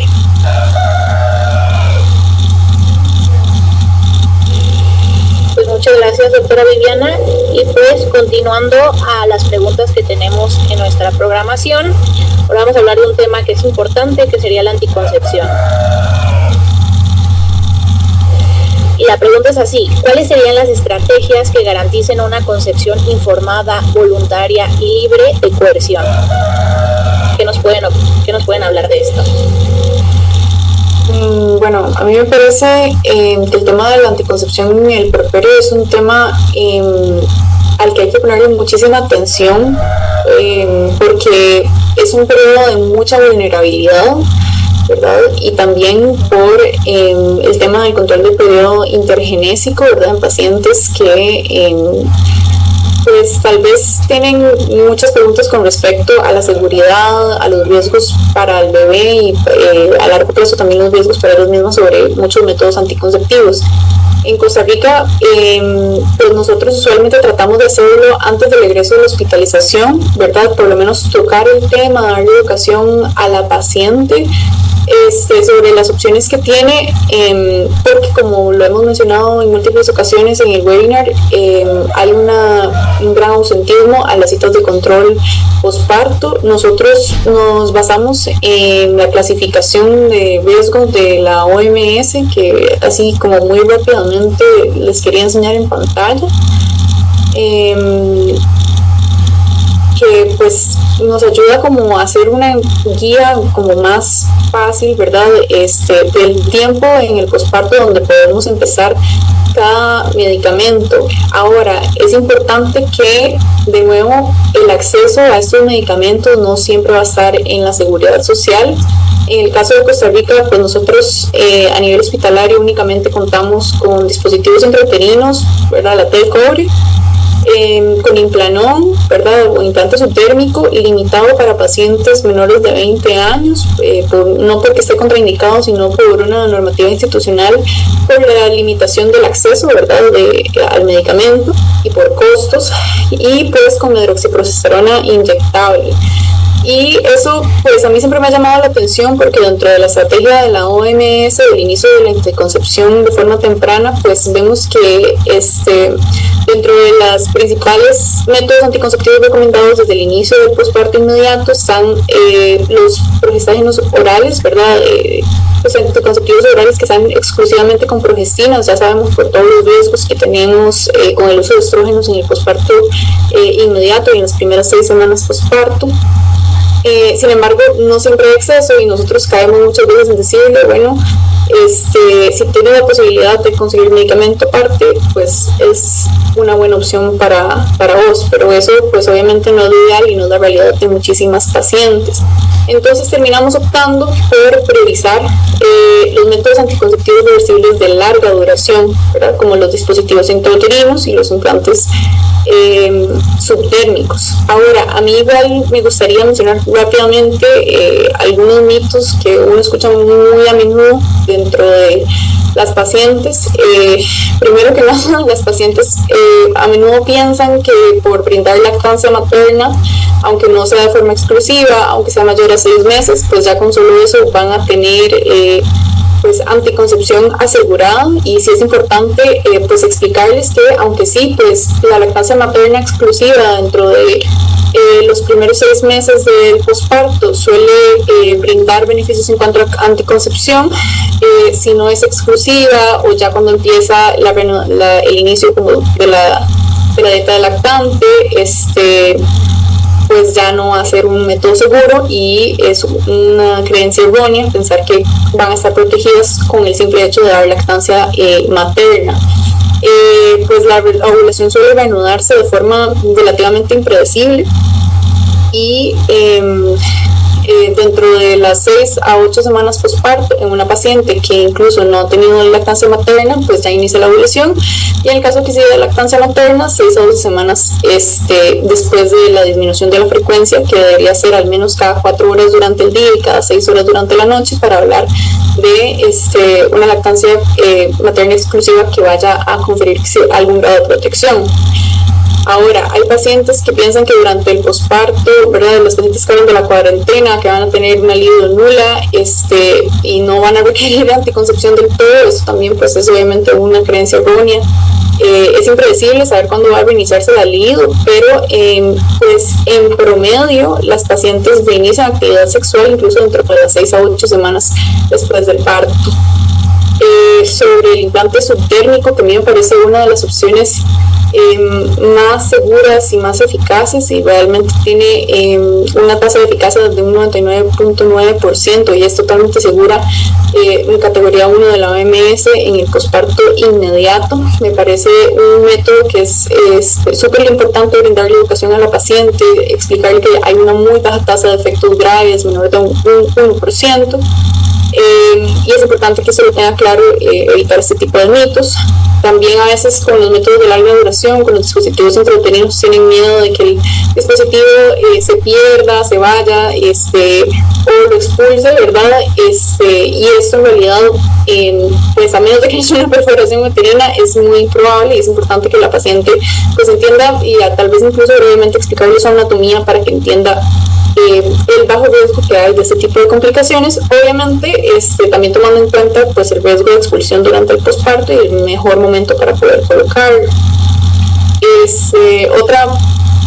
Otro mito que he escuchado muy frecuentemente es que piensan que hasta que tengan la menstruación van a poder quedar embarazadas de nuevo. Esto pues es falso. La ovulación se reanuda desde antes de presentar el primer sangrado menstrual usual y no es un método seguro.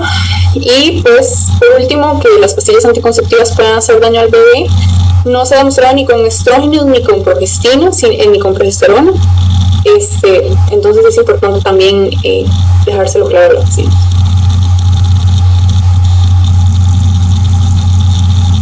A mí me gustaría comentar con respecto a anticoncepción, y es, si bien en Colombia está también por normativa que las pacientes deben salir con algún método de anticoncepción, y aquí también se ofrecen casi todos y se curan por los criterios de elegibilidad de la OMS.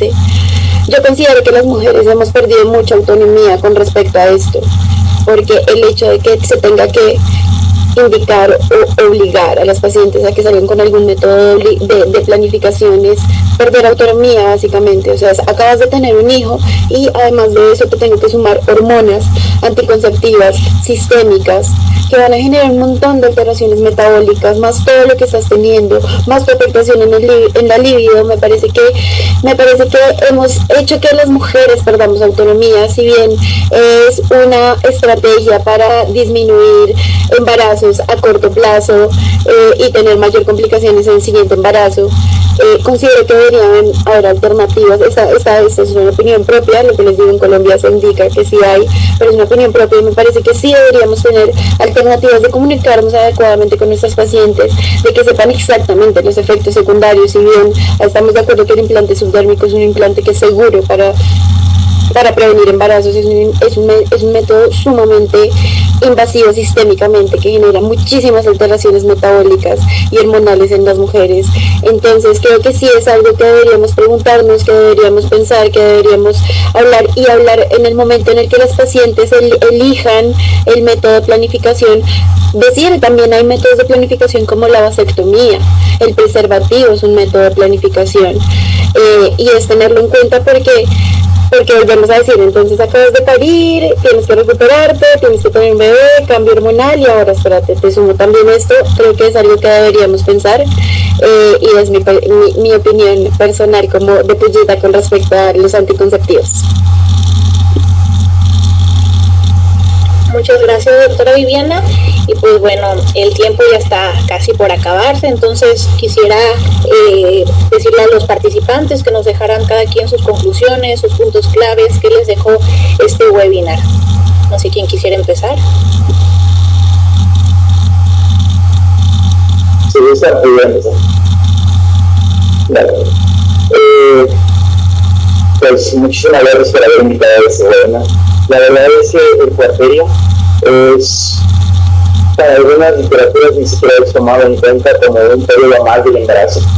Sin embargo, es muy importante tenerlo en cuenta, ya que se pasan por desapercibido muchas patologías, muchas entidades patológicas que pueden llegar a condicionar complicaciones y poner en riesgo la muerte de las madres. Y pues eso no solamente afectaría a la persona como tal, a la paciente, sino también al núcleo familiar.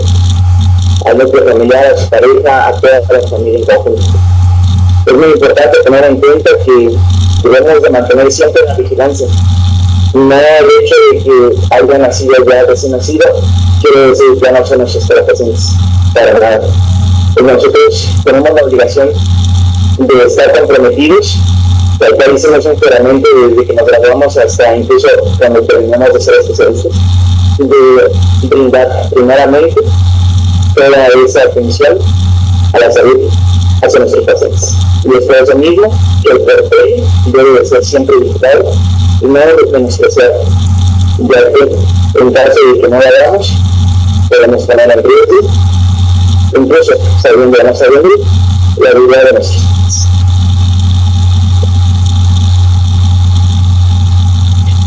Bueno, sí, yo la verdad que también de nuevo agradecer, me parece importantísimo que nos podamos juntar los médicos en formación, por lo menos de la región, para compartir todas estas cosas. Creo que por lo que fuimos charlando, estamos todos más o menos en sintonía, pero lo que como así más me pongo a pensar es la importancia, al ser nosotros médicos en formación, que se haga más, en más hincapié justamente en todas estas patologías y empezar a darle un poco más de pelota a todas estas patologías en nuestra formación, que creo que es el periodo donde nosotros más estamos aprendiendo y más estamos incorporando información, y que obviamente en el lío que es la residencia, en el cansancio, en el trabajo de tantas horas, muchas veces no ponemos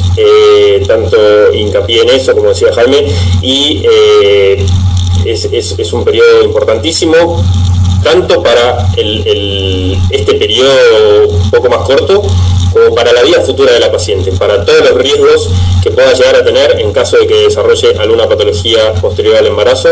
Así que lo que más me gustaría es que los programas de formación, tanto ya sea de pregrado, posgrado, lo que sea, hagan un poco más de hincapié en toda esta parte de nuestra formación, que me parece que es una pata un poquito floja que tenemos en todos lados.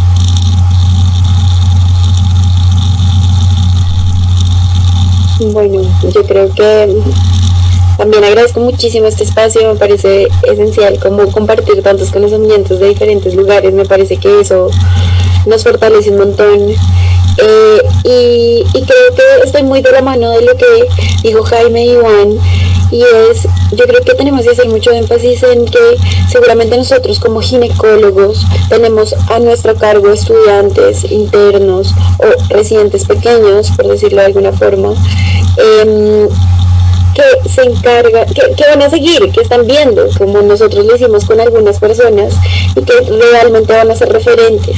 Es volvernos esos referentes de los que van a hablar de el puerperio. Es importante porque estos son los signos de alarma. Enseñarles a los estudiantes que están en octavo semestre, mira, los signos de alarma son tal, esto es lo que ves en el examen físico, esto es lo que le tienes que decir. Entonces acuérdate de dolor de cabeza, ver luces, escuchas pitos, y con palabras que por supuesto las pacientes entiendan, hablarles de forma clara, no señora vuelva si tiene epigastralgia, tinnitus, fosfenos, sino hablarle de la forma en la que le hablaría a mi mamá, básicamente.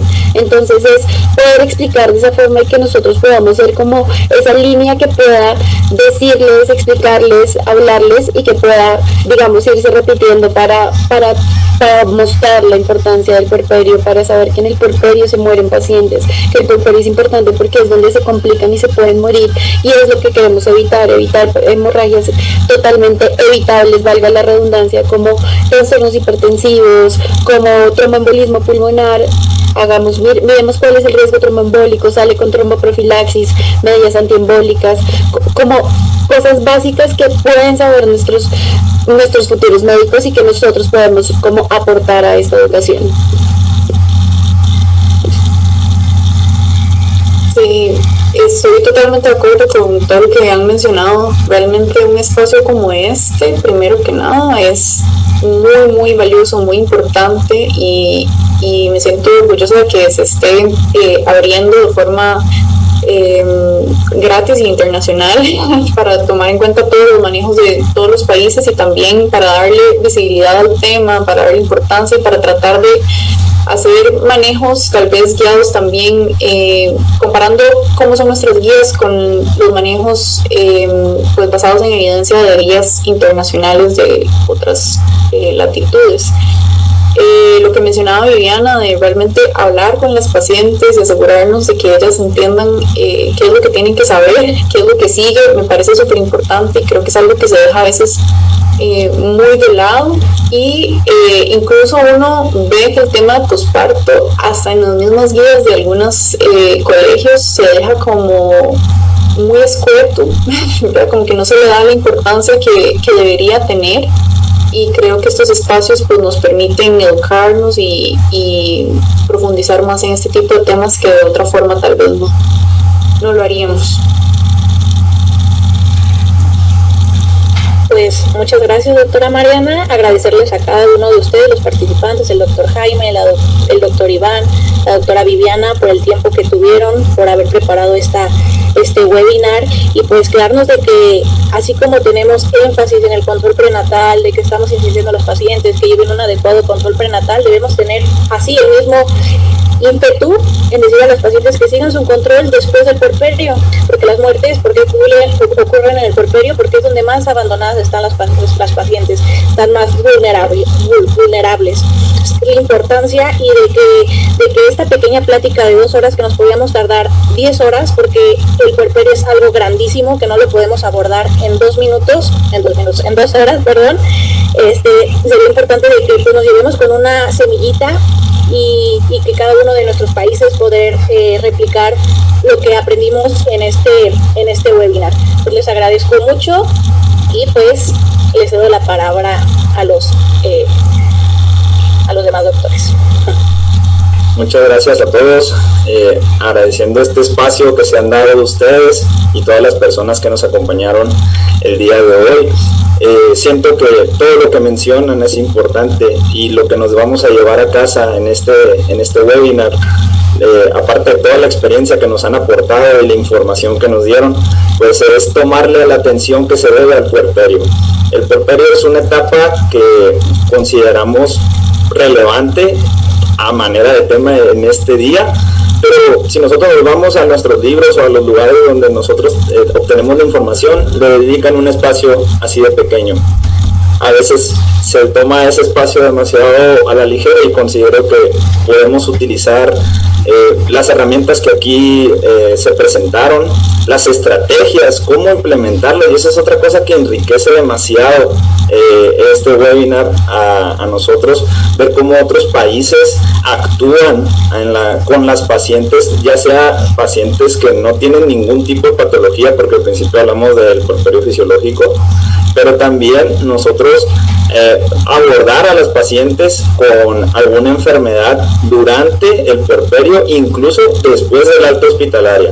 Y tomar en cuenta que esto, como se mencionó, es un manejo multidisciplinario. Saber hasta qué punto nosotros como ginecobstetras tenemos la capacidad de tratar algo, hablando propiamente de enfermedades como salud mental, enfermedades renales o trastornos afectados propiamente por la preeclampsia, que a veces se nos pueden salir de las manos, y nosotros debemos saber también cuándo referir a estos pacientes y no olvidar que el puerperio tiene una duración específica que ya mencionó Majo al principio muy bien, y no perder a esas pacientes.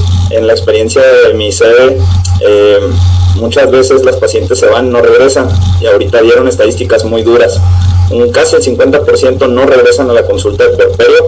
Yo siento que hay que utilizar las estrategias, y como muy bien Iván lo comentó, hay herramientas tecnológicas que todo el mundo hoy por hoy, la gran mayoría, puedo decir más del 95%, va a tener una herramienta, o sea, un celular, y ver cómo podemos utilizar esas herramientas para ayudarnos en canalizar a esas pacientes, sobre todo a las pacientes de alto riesgo, y darle la mejor atención.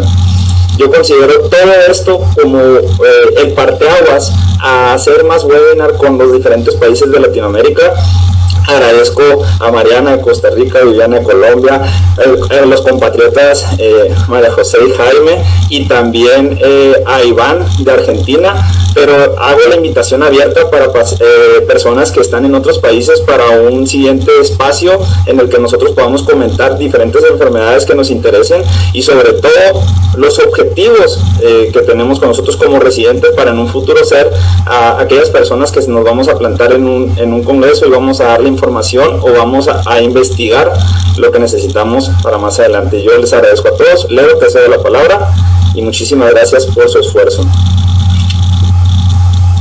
Bueno, antes que nada, pues quiero agradecer a cada uno de nuestros participantes, a Majo por moderar este webinar, y nuestros participantes internacionales. Estoy eternamente agradecido. Mariana de Costa Rica, Vivi de Colombia, Iván de Argentina y a Jaime de México. Y como bien pues ya lo dijeron, es un espacio que tenemos pues abierto. Invitamos además residentes tanto de nuestro país como de Latinoamérica que se sumen, porque esto nos permite tener una visión más allá del horizonte, más allá de nuestros países, lo cual nos enriquece infinitamente dentro de los conocimientos que tenemos y que podemos copiar también las cosas buenas que se están haciendo en otras regiones e implementarlas también en nuestros hospitales. Esperemos que se vayan sumando más y más en los siguientes webinars internacionales que vamos a estar realizando en conjunto con nuestra asociación.